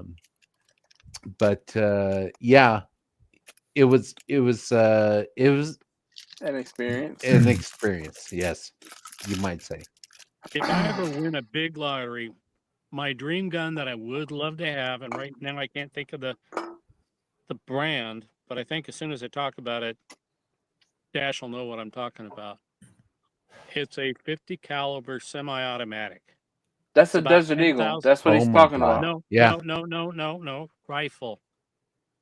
It's a rifle. Those are Barretts. Barrett. That's it.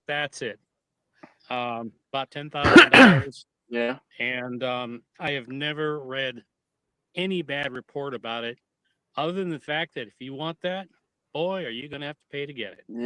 Yep. And the ammunition, the 50 caliber for rifle versus handgun. So there's like 50 cal. There's 50 cal, and then there's 50 AE. So AE is Action Express. The Action Express is going to be for the pistol, where the 50 cal rounds are going to be for the rifle. That they call it a sniper rifle, but I don't know if they're that much Victor anymore as far as like $10 a round, but they're between $5 and $7, easy. The last time I priced those rounds was easily 15 years ago. So yeah, it could be lower, but I would be surprised. I'd be happy about that. Of course, if I won the lottery, I really wouldn't be worried about the price of the ammunition for that gun. Of course. But it's one of the reasons I do love shooting 22 long rifle, because grab a brick and go have fun. Yep. All right, so I just looked it up right now on a website called Lucky Gunner, which is somewhere I've heard people get ammo from. So there's $3.55 a round, $4 a round, $4. Here's some match grade. It's $8.35 a round. Match grade $9.30. So under $10, but still $10 a round is a lot of money. When you figure you have 10 rounds in a magazine, that's $100 to shoot.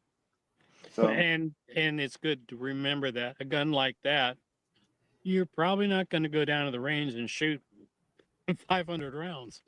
So you don't need a whole lot of ammunition shooting, as far as at a shooting. But we need to hear what Grumpus says. About what? Firearms. Do you have them? Do you have a certain gun you like? I have enough to defend my living room. Okay. I mean, I've got a couple pistols. One that I really like is a Marker-Off 380. Okay. I've had that about 30 years. I was about to say, so that's a little German 380, and if you guys are familiar with James Bond used Walther PPK. Yeah. PPK. Yeah. PPK. And they were 380s, and that's one of those pistols that we get in, and it comes in a special case because everybody and their mother wants to be like James Bond. James Bond, okay? But I mean, 380 is it's I have my biases, let's put it that way. I had two friends that worked at the Houston Police Department, always running across deals. So one of them called me one night and says, "Look, we're trying to order a case of these pistols. Yeah. But we have to find enough people that'll go in on it to get it shipped." So I said, "Count me in." I didn't even know why I was buying. But it came in all nickel plated and everything. It was a nice gun. Very nice gun. My dad had a Walther PPK, and I fired a few rounds out of it. God's honest truth, I hated that gun. I don't know what it was. Was it just too small and snappy? It was small, and the main thing is when she shot and slid back, there was something on the back of that gun that would catch my hand, and I was So bleeding you after you 3 or 4 shots. was it your left thumb that was bleeding? No, it was more up in this area. So you had your hand too high up on the grip. The It slide. it was the only way, unfortunately, with that gun, and Nah, yeah. Well, it was the only way I could hold it. I I'll mean, tell I did you. try lowering my handgun or my hand, and no. Well, to answer Simon's question, I would guess maybe around 1,200 pounds, but you got to hit it on the first lick or it'll run away. I'll tell you, I am once in California, where I'm at. I'm not a gun enthusiast. yeah. I've been to a couple gun ranges. My son-in-law, my best friend, they're in military and police enforcement. Good luck, Kent. I've shot a couple guns, but I don't know. So, Brian, that 50 cal turned you off to it. Effed me up. Yep, it turned you off to saying. it. So Brian, so here's the thing, right?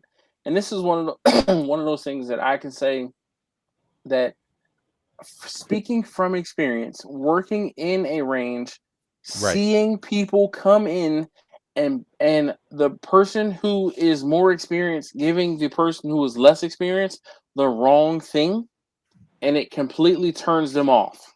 Right. And I see this all the time with boyfriends, husbands, brothers, fathers. They're like, you're going to shoot this particular caliber. And I'm like, why would you do that to her?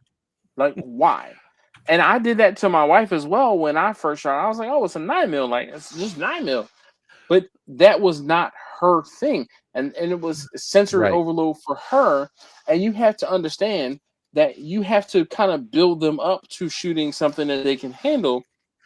Well, to be honest, I started off with a 9mm, went to a 38, went to a Glock, and then we did the 50.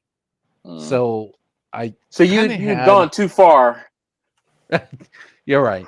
And there was no way I would go out and buy a 50. There's no way. But it was the experience of. There was the local police department, their SWAT team was doing their training. If Hi, you Laura. want to say that. Yeah. Hey, Laura. But they weren't training with 50 cals. I can pretty much guarantee that. They were doing automatics. Just because the ammunition cost alone, you're going to be using it's a 22 is a great thing for training. Right. I agree. Yeah. But once again, the PD was doing automatics, and that was a huge distraction. I mean, Brian, because it's like, oh my God. Brian, there's something you've said a few times. You're in California. Yeah. Okay.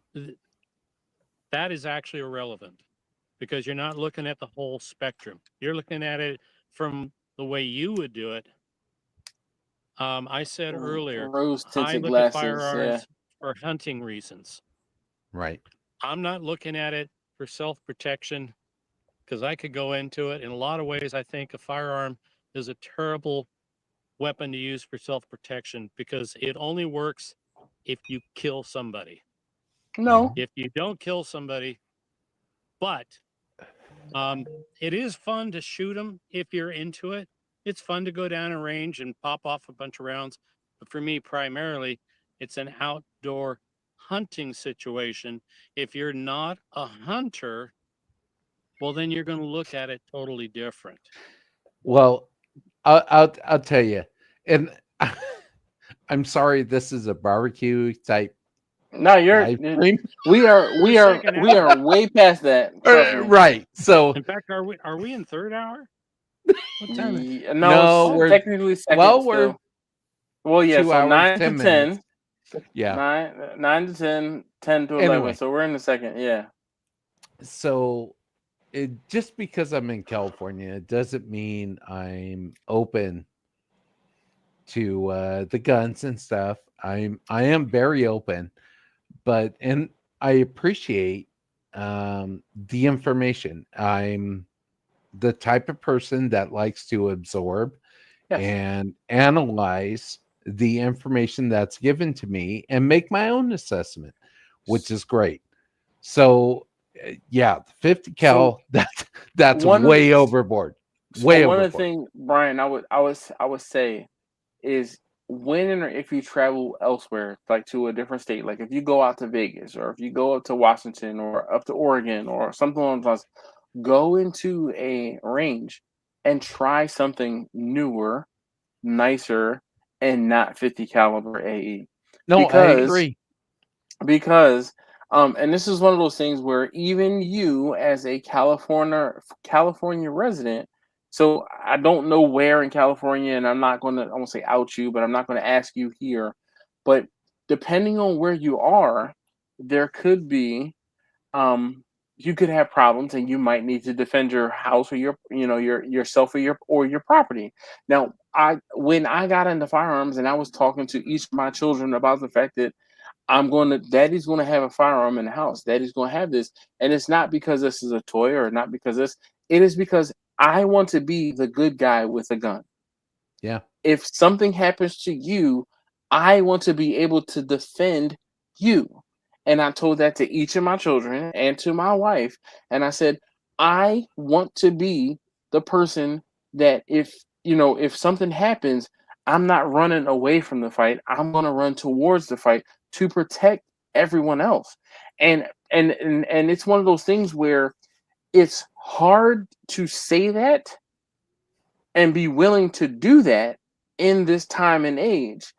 But the one thing that I will tell you, Brian, and I don't know, I'll say aside from these live streams, I do believe that the media in California has skewed your opinion of firearms. Okay. And I've had, when I say, Brian, I've had women in the range and I'm helping them and they fired their first shot or the second shot, burst into tears because they're like, oh my God, there was so much buildup before this. There was so much anticipation. There was so much, negative connotation that once it was done, it was like a release where they're like, that wasn't that bad. That wasn't as scary as the media has portrayed it to be. And then it's like, all right. And then I tell them, I'm like, listen, shooting is fun. Shooting can be fun if this is something you want to do. Now, yeah. So go ahead, B. Let me hear. No, it's all good. And in the spirits of barbecue. Yeah. Right? You see, by the way, my firearms choice is barbecue because I'm going to kill that deer. Because I'll tell you what, this is my last shot off of my bottle. Captain Morgan. Oh yeah, the Captain Morgan. This is my last shot. Cheers, everybody. Appreciate you all being here. Captain Morgan. We are not shaming him for what he's drinking, Victor. Okay, I will delete you, Victor. I have 17 different rums in my bar. When I was a kid, and I don't even have Bacardi. When I was a kid, turning 21, I had no money, so I went to the bartender. True story. Went to the bartender and I said, "What's the strongest crap you got?"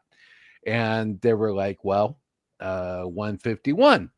And I said, "Well, give me a double shot."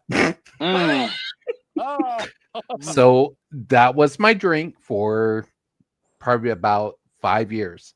151, Bacardi 151. So rum, so do I. So well, I could tell you stories. I'm not going to do it here, but I appreciate Dash for allowing me on the live stream. But anyway, as far as guns, California is bad. So my son-in-law is a correctional officer for I won't name it, but one of the top level prisons in California. Once again, I'm not going to name it, but so I've kind of been in the gun side, which in California is kind of a placebo. I mean, I'm not a placebo, but just It's sheltered. You're sheltered almost. Right. So, getting a concealed license is a huge thing. It's not something I've actively looked for. It used to be the same way in Maryland as well, and I will tell you that it probably is going to be, it's going to be easier in California. And Brian, here's my next thing, right? I encourage you to get your concealed carry permit, just because you can have it and not need it versus needing it and not have it. And one of the other things too, that you will, when you go through your course that you have to take for your concealed carry or wear and carry or whatever it's called in California, you will learn about some of the, I won't say misnomers, but you will learn about some of the things that are the media bias, that are wives' tales and misinformation, and you'll I don't want to get into the politics of everything. Yeah. So I'm not in the area where it's more publicized. Yeah. That's not where I live. Mm-hmm. So once again, it's something I'm looking into. I'm extremely analytical about everything that I dive into. Yeah. And this is something that I'm diving into. So I'll say it one more time, Brian. I'm going to implore you to do it, even though go into it and try to get your wear and carry, even if you do not plan to carry. Right. Only exactly. because you go into it and you'll learn about the firearms. You'll learn about the firearm safety. You'll learn about how they work, the different firearms, the different types, other things like that. Because that's the thing. Like in Maryland, there is a requirement for 16 hours of training. That's 2 days. And in that 2 days, they tell you about the different types of firearms, the different actions, how they work, how to clear malfunctions, how to actually hold on to firearms, how to stand when you're using the firearm. I mean, there's a lot of how to, where you can take them, where you can't take them, all of those things like that. And my biggest thing is, I always say the same thing: get that wear and carry before you cannot get that wear and carry, and you need to have the ability to purchase a firearm, and you can't or don't have that ability. So, but I'll stand off my soapbox. Something I want to add in here: there's a misperception across the country. Yes, California has its problems. To be honest, Washington and Oregon, it's an entire West Coast. Yes, by the way, it's it only is. the coast if you touch the Pacific. Arizona, Nevada, they don't touch the coast. They are not West Coast. They are mountain. But the entire West Coast does lean heavily anti-gun. But all three states aren't totally against it. So, but No. when you hear California, it's important to understand that we have about as much problems up here in Washington and Oregon with the anti-gun people. So it's not just a California thing. Well, and I think New England is up in New England. They tend to be a little bit that way too. True, definitely. Nobody's giving Grumpus any problems because he's from Texas. Right. Texas. We don't have to explain nothing. Texas has its own, I won't say set of restrictions, but before a newborn leaves the hospital, they're given a gun. Some of the places I go, they check you for guns and knives when you walk in. If you don't have one, they give you one. Oh, not in California. That's kind of like the old joke about Virginia. They have two smoking sections, smoking and heavy smoking. Well, California is unique. There's a lot of parts that I like. There's a lot of parts that I don't like. Once again, not looking to get into Never political enough. stuff, Never enough, Laura. but there's, I don't know. You live with the laws that are implemented, which is great. Hey, Angie. As long as it's monolithic to everybody that's in the area, that's great. So anyway, just want to say that perception that we in the Northwest have of Californians, because we've had such an influx of them. You're Oregon or Washington? Washington and Oregon. Okay. The general perception that we have of Californians, we're all scum. We all know it's just a general perception. But it is that there's a general dislike of them because they seem, when they move up here, to think that they are so enlightened and they are going to tell us how we should have our environment and that. The California our general response is, fuck you. You left a screwed up environment to come up here where it's beautiful. Absolutely. You're not going to make where it's so beautiful up here into your fucking hell that you came from. Damn, Victor, you sound like you're from Austin. I was about to say, he sounds like he's from Austin. Because in Austin, there are signs and billboards and bumper stickers that said, "Don't California my Austin. Don't California my." Now, it's this enlightened attitude. I watched once. I swear to God, I was in a tavern, a real tavern, Northwest Tavern, with real loggers. Everybody's having a good old time, and this guy came in wearing flip-flops, shorts, and started to tell everybody how it is that they should be doing shit, and they shouldn't be cutting trees and all this crap. A tree hugger, huh? Over and said to the guy, "You need to leave now." And the guy said, "No, what are you going to do?" I've never seen anyone hit the deck so hard from that logger punching him in the face, and nobody saw anything. Can I say 2 cents? Yeah. I'll be honest, and in all respect to what you're saying and your area and the states that you live in,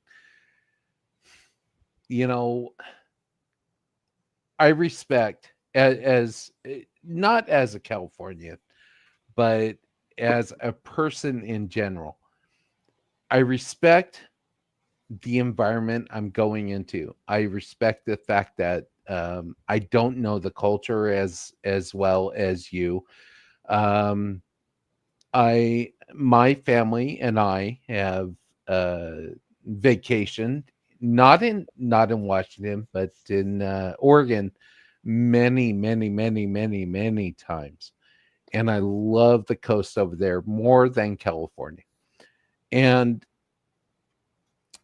it's with people in general, in my perspective, that I don't know. Everybody has a different perspective. Well, it's just in general across the U.S. Everybody has their own idea of what utopia is. Yeah, and what their perfect place is. Right. For me, it's Oregon. Oregon is just gorgeous. We would rent a beachfront property for probably about a month, and we would have our friends in. We would just, they would live in the middle of Oregon. We would just have them come in, and we would just vacation for 2 weeks or a month, and it was just fantastic. Anyway, as far as the political crap, a lot of Californians don't play into this shit. And once again, I apologize to your viewers for the language. No, but I'm not representing the whole Californian populace. You don't have So to. no, Because but I feel the same once way. again, You're a representative, but you're not I live all. here. Yeah, I live here, and that's the bottom line. I live here. But again, that makes you a representative. That doesn't make you the entirety. Right. Okay. And He's an a lot of people don't understand that. A representative, not the Yes. representative. That's a thank you, Victor. Precisely. That's a very good way to put that. Brian, So it so you doesn't know matter. about- It to me, it doesn't matter what the state you live in, what country you live in. It doesn't matter. You know, there's always going to be people that have their own ideas of what utopia should be. Yeah. Right. Yep. So, and to be honest, I respect it for me, for my perspective and my beliefs. You know, I respect everybody's perception, whether it's in line with what I believe or what I don't. That's fine. You believe in what you believe. There you go. You do what you do, boo. Yeah. You know what I mean? You do you, boo. Exactly. Right. Brian, And that's the bottom line. You don't know my backstory. A lot of these guys do. I was a professional driver for 32 years. I've been to every state in the lower 48, every Canadian province, the Yukon and Alaska. Oh, amazing. With that said, and every part of our country, pretty much at the right time of year, is a wonderful place to live. Mm-hmm. With the exception of where I-10 and I-20 come together. I suddenly can't remember the name of that community in Texas. It's a godforsaken place. Only Halliburton is out there. But the rest of Texas is beautiful, and the rest of the country is beautiful. But with all that said, and yes, I know I was born and raised here, so I'm a bit prejudiced. I have no idea why that guy thought he would stop riding lawnmower guy. Anyway, but I don't think there is a more beautiful, wonderful, when you're talking about paradise, than Washington and Oregon, especially Western Washington and Western Oregon. You get on the east side of the Cascade Mountain Range, it gets damn arid. It's freaking cold in the winter, blistering hot in the summer. But this western side, it's why I can go salmon fishing. I'm an 8-minute walk to a river. I can fish for salmon. To be honest, though, I have my best friend of 30 years. His utopia is the hottest part of Arizona. That is his that's the perfect spot for him, which is great. It's not mine, but no, sorry. So for me, that's the best place because it's the most temperate. I don't like it. I'm Goldilocks. I don't like it too hot. I don't like it too cold. But yes, I know that there are some people that just absolutely, they hate rain. And there's other people who just can't imagine a winter without snow. Living in some place where they literally get all 4 seasons. We don't really get true 4 full seasons here. If you go up in the mountains, the highest amount of snowfall in the U.S., but down where people live, Portland, Seattle, no, we hardly get no snow at all. But for each group of people, there's different things that they like.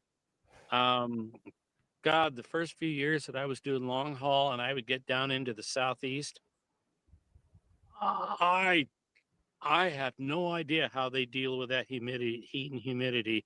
And I actually came up with a thought of why it is, a theory, why it is that the Southeast is considered the Bible Belt.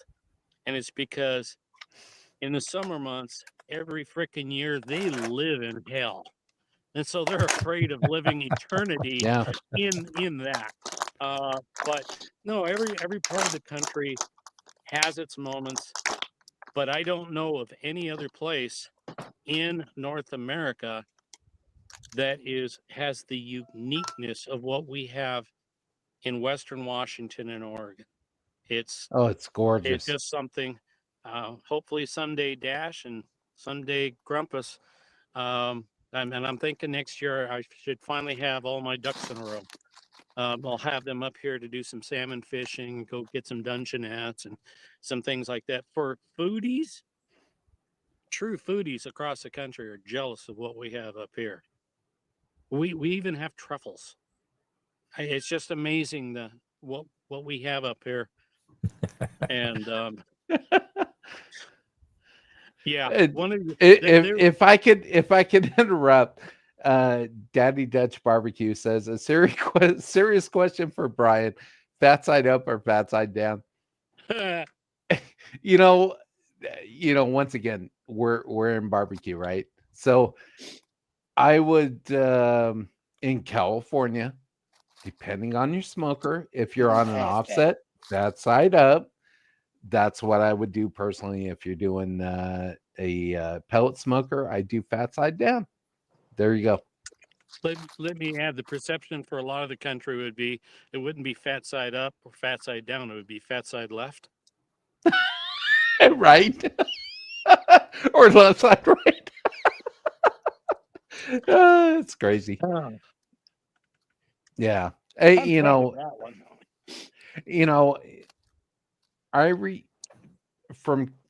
for me, and I could only speak for me.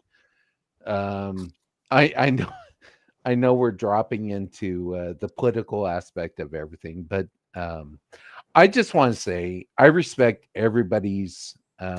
For me personally, I respect everybody's perception. There's a lot of crap that's going on the internet and stuff, and you need to be, for me, from what I do in California, regardless of everybody else, regardless of any network that I watch or whatever, you got to be true to yourself, and that's the bottom line. That's the bottom line. I don't care what side of the aisle you are on. It doesn't matter to me.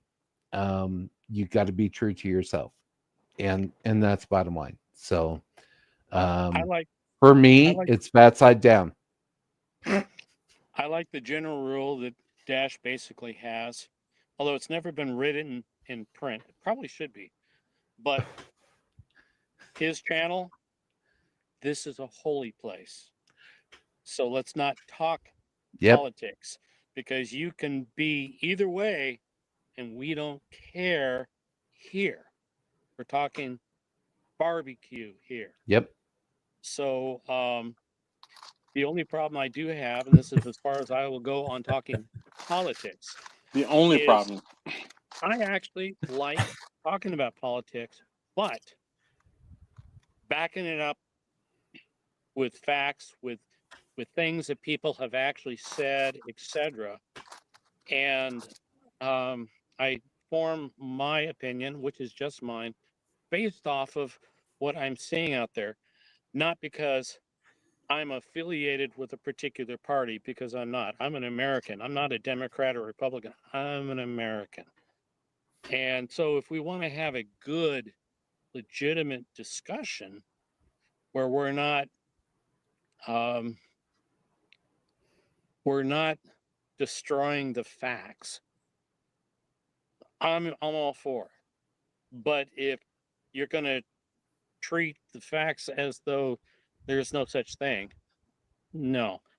Which is when they treat the facts as gospel, that's when it becomes a problem. Yes. Alternate facts. I mean, my God. Yeah. So that's why it's fun to come here, because we can walk away from that shit. It's hard to, because politics is life. It's we the people, So it's hard, but you got to get away from it. That's why we go to science fiction movies and rom-coms and things, is to get the fuck away from reality for a while and just relax and enjoy. Yeah. And that's why I drink beer. Brisket's a rule. Indeed. Grumpus, you need to talk more. I'm trying to stay quiet. Right? Politics. Sorry, I'm out. No, I'm just kidding. I believe in the Second Amendment, and I'm prepared to defend it. Absolutely. That's all I got to say. I agree. I believe in all the amendments. You know, they all have their place. I do have to ask you though. I can't remember the last time I saw a really nice. And I'm the worst person to be asking this because how many things I've posted up, but still, I'd really like to see a nice Grumpus video. Cook. Yeah, Grumpus Cook. Yeah, I guess I'm a little overdue, aren't I? Grills. Yeah, it'd be nice to see something. I'm getting more in the mood. Ooh. Well, I would think where you live, how vague is that? I would say where you live, you'd be more in the mood before it gets too freaking hot, which is already, isn't it down there? Oh, that was months too ago. late. That was months ago. Yeah, I loved going in those southern states in the winter. But damn, in the summer it got so damn hot. You know, to be honest, in California where I'm at, I'm in. So hold on, be 1 second. That is the link to the video that's going to go live tomorrow morning. So if you haven't already, check it out. I know some of you guys. I try to wait and have it ready for you guys. But before I forget, Scrog says Dash needs a Discord. No, I don't, because I would never be in it because that is way too live for me. So, but and I am on Discord, which is crazy. I'm on a few different Discord servers, one about stocks, one about socialist state of Maryland, actually, and one of a few YouTubers that I follow, but I disable it. Yo. It's too much talking going on it. Like, nope. I don't. I could care less. But anyway, Brian, you were saying. I was just gonna say the barbecue channels that I watch on a consistent basis is they're from all over. It's not just Texas based, it's not just East Coast based, it's not West Coast based. I for me to subscribe and for me to be on a live stream with you, Dash, and everybody else, Grumpus and Victor and Q and everybody else, I thoroughly enjoy being here. It's not just a learning space for me. It's a it just like your barbecue, the video that you just posted up about the reunion and stuff like that. That was interesting to me personally. It's hamburgers and hot dogs, right? I mean, it's not like something that's like super complicated. My father is turning 85 this year. I'm thinking about doing a full pig for his barbecue for his birthday, which is in August.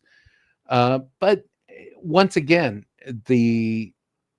it's well, not necessarily. I've got the process down of what I would do.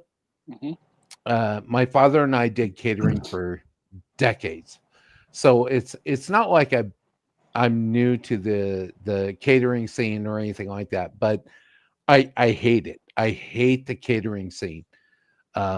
Being up all night doing the prep, getting everything ready and stuff. I mean, it's a whole process. Whereas the hot dogs and hamburgers, boom, in and out, right? So let alone doing a whole pig. Once again, one of the reasons why I started following you, Dash, was with the LSG I've got the LSG 42. Yep. I don't have the cabinet, but you know, I love that 42 to the nth degree, per se. With barbecuing and stuff, I love learning like the do's and don'ts, kind of like the different experiences of the units. And I think a lot of people will adhere to from the YouTube algorithm, as we talked with the originally. You know, kind of like the things you should do, things you shouldn't do, things that have worked, things that haven't worked, and but the cooking style in Texas, you know, as we've kind of talked about over the years or over the weeks and stuff that I've been here, you know, it's really interesting, and it brings a lot of questions that I have to the barbecue world. But does it really make that much of a difference? Because in my climate, it's more of a the humidity is hovering between the 30 to 50%, which is completely different than East Coast or Texas or anything else. And that brings a lot of Differences. well, I mean, just how you cook is completely different. Completely. So I'll tell you this, Brian.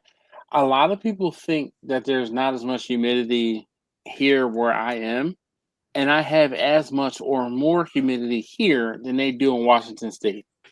Yeah. Like per capita, we get more rain than they do in Washington State, but it's not the, I won't say every single day it rains.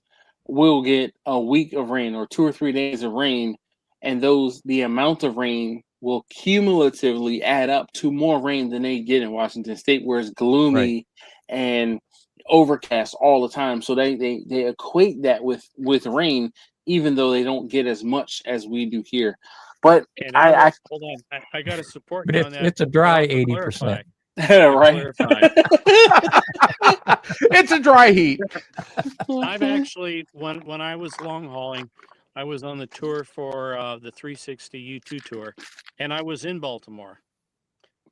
Only place where I ever got heat sick, it was in the summer months. It was stadium playing, and the good thing about it is that the nurse that took care of me was built like a brick house. God, she was good looking. But yeah, it's miserably humid there compared to what we have here. But it also depends on where you're at as far as total rainfall, because we have such a difference from sea level to volcanoes. Mountains, yeah. You know, so in Portland and in Seattle, the average rainfall is only about 30 inches. It's not a whole lot. But when it comes to measurable rainfall, days of measurable rainfall, we have more than anywhere else in the lower 48. Hawaii is a whole different thing. If you're in certain places, though, on the Washington, Oregon coast, so like Tillamook, Oregon, where that famous cheese comes from, or Forks, Washington, which is where some of the Twilight movies were filmed from, they run between 120 and 130 inches for so 120 130 inches the of rain average a year. Annual rainfall in Baltimore, Maryland is approximately 41.9, so 42 inches. Our rain is normally just drizzle. It's a joke. You can normally tell when somebody is not from the Northwest, where on a typical day we're having our misty rain and you see somebody wearing a raincoat. It's like, why are you doing that? You know, we do have our rain gear though, because when people move up here, especially from Southern California, and they won't go outside to do things because it's raining, it's like, well, then you're never fucking going to do anything, because, you know, if you're going to go outdoors, if you have kids who play soccer, if you're going to go fishing or whatever, you own a pair of rain gear and you keep it in your vehicle. But yeah, it gets miserably hot. I'd still say worse down in the Gulf states, but Baltimore and hell, I remember one time I was in Ohio at the truck stop. End of the day, I went and took my shower because I was dirty and filthy. And I was walking back to my truck, and I had the truck, I left it running for the AC because I knew how hot it'd be. And halfway between walking out of the truck stop after getting my shower into the truck, You're sweating. well, I will admit this as a man. I was actually crying because I was so sweated up and filthy halfway walking across that parking lot. It's like, why did I even take that fucking shower? Luckily, when I got in the truck with the AC going, wind blew me off and I got nice and clean. But I don't know how people live in that kind of temperature. It's called multiple showers a day. Yeah. To be honest, I just did a quick search. I typed in the average rainfall in my area in the last 5 years. Average rainfall in my area was 13.2 inches. The lowest was 2.3 inches for the year. So it's a really dry area. The average humidity is about 11%. 11 to 22% is average. So when you're smoking, when you're barbecuing and stuff, that's going to make a huge difference on your smoker, on your cook time, on everything else. It makes a huge difference. So when Brian, have you seen that I put water pans in my cooker? Oh yeah, I do that all the time. Okay. Yeah. Well, I got to add one more thing I forgot to say because Dash had talked about the humidity.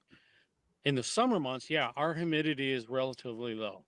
And it's funny when somebody goes, it's muggy. It's like, oh, you have no idea of how bad it can be. However, in the winter months, we run 80 to 99% humidity in the winter months. Yeah. You have just as bad as high humidity makes things hot, it makes it miserably cold. Yep. And everything that's outdoors rots and mildews. And it's a reason why we tell immigrants to the Northwest from other parts of the country, wear multiple layers, because the high humidity, if you just wear a heavy coat, you're going to be screwed because that high humidity is going to get inside and it's going to chill your bones. 40 degrees feels like 20 below zero. It's just miserable. But if you wear multiple layers, then you trap that in and it keeps the high humidity air from getting in and chilling your ass. Mm-hmm. I would like to take guys out for winter steelhead and Springer salmon, which are the best eating salmon from other parts of the country, from, for you guys. But I don't think most guys can understand how miserably cold it can actually be, especially the guys from the Midwest where they're dealing with 20 below temperatures. Yeah, but it's dry. It's dry. And they're saying, well, I don't see what the problem is. You go, it cuts because right you through haven't you. experienced almost 100% humidity when it's cold out. But that's why we have propane heaters. That's why we like Gore-Tex, All right, guys. Well, I have to get up at 3:45, 4 o'clock in the morning in order to take taste test number 2 to the airport. So I would love to continue and talk to you guys, with the exception of Kent. Screw that guy. Hey, before you go, because I know you're gonna shut it down here. Tell TT2, even though he's not a little kid anymore, when he's in Japan, if he gets an opportunity to go to a toy store, Okay. to do so. Of all the cultures, probably nobody loves children more than the Japanese. And my brother, years ago, he got to go to Japan and he went to a toy store, blown away. They Okay. have things that we can't even conceive of. Of course. And so tell them The it Japanese are sounds living it in the sounds future for real. it sounds crazy, but go to a Japanese toy store and just, I will let him know in 3 hours. You guys definitely take great care. I appreciate you guys here being here. Brian, Grumpus, Victor, thank you for hanging out. Definitely appreciate you guys. My wife said, "What are you going to talk about tonight?" I said, I have no idea. California. It doesn't matter what the Hey, plan is. Nope, tonight was a nope, good night because I nope. actually wore pants. I made a point. I Did you wear looked for pants? Are you my wearing pants or are you wearing shorts? Ooh. I'm wearing polar fleece pajama type pants, but Okay, all right. I looked for my t-shirt for me. Can't freaking find it. It's I all was right. gonna wear It's it. all right. I So appreciate I appreciate you going through the effort of wearing that Still Drunk Smokers t-shirt when you are on a live stream. You and Steven are probably the only ones who have actually, worn it while being on a live stream. I don't have one yet. I hear they run small. Funny guy. I'm gonna go ahead and end the live stream on that note, Grumpus, on that bombshell. Listen, thank you guys so very much. What I implore you to go get that wear and carry, even if you don't intend to wear and carry. Okay, that's my 2 cents, and that's all the pushing, the gentle pushing I'm going to do, is to say I implore you to go take the course and to see about getting it, and then in my opinion, your preconceived notions will be lessened, and you'll be like, all right, now getting comfortable enough to actually carry, that's a whole nother story. But having the ability to carry in the event that you need to, that Right. is that's my thing. I'm a big proponent of having tools before you need them, and that wear and carry is a tool. All The right. day may come you can't get one. And that's exactly it. And that's what I tell people all the time is hey, you want to get it while you can before you cannot. And then you'll be Brian, screwed. one more thing, because I just thought about this. In California, the hunting aspect, which is again why I primarily like to have firearms. California has trespassing laws that are extremely high, Yes. and What up, so Johnny? most lands in California, you have to get permission, and quite often that means paying somebody money to go hunting on their land. In Washington and Oregon, we have a lot of public land, Yep. and Yeah. that's a night and day difference, So you don't Absolutely. have Mm. to be a wealthy person to enjoy the outdoors in that aspect. So that's important to be mentioned, because it'd be so hard for Californians to be able to hunt.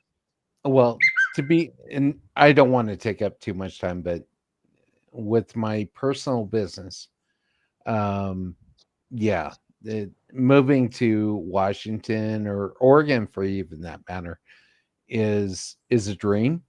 It's not a reality, unfortunately. I'll keep this in mind, because a lot of people don't think about it because they hear that we do tax. Yeah. Washington ranks about the 14th best state in the country when it comes to taxes.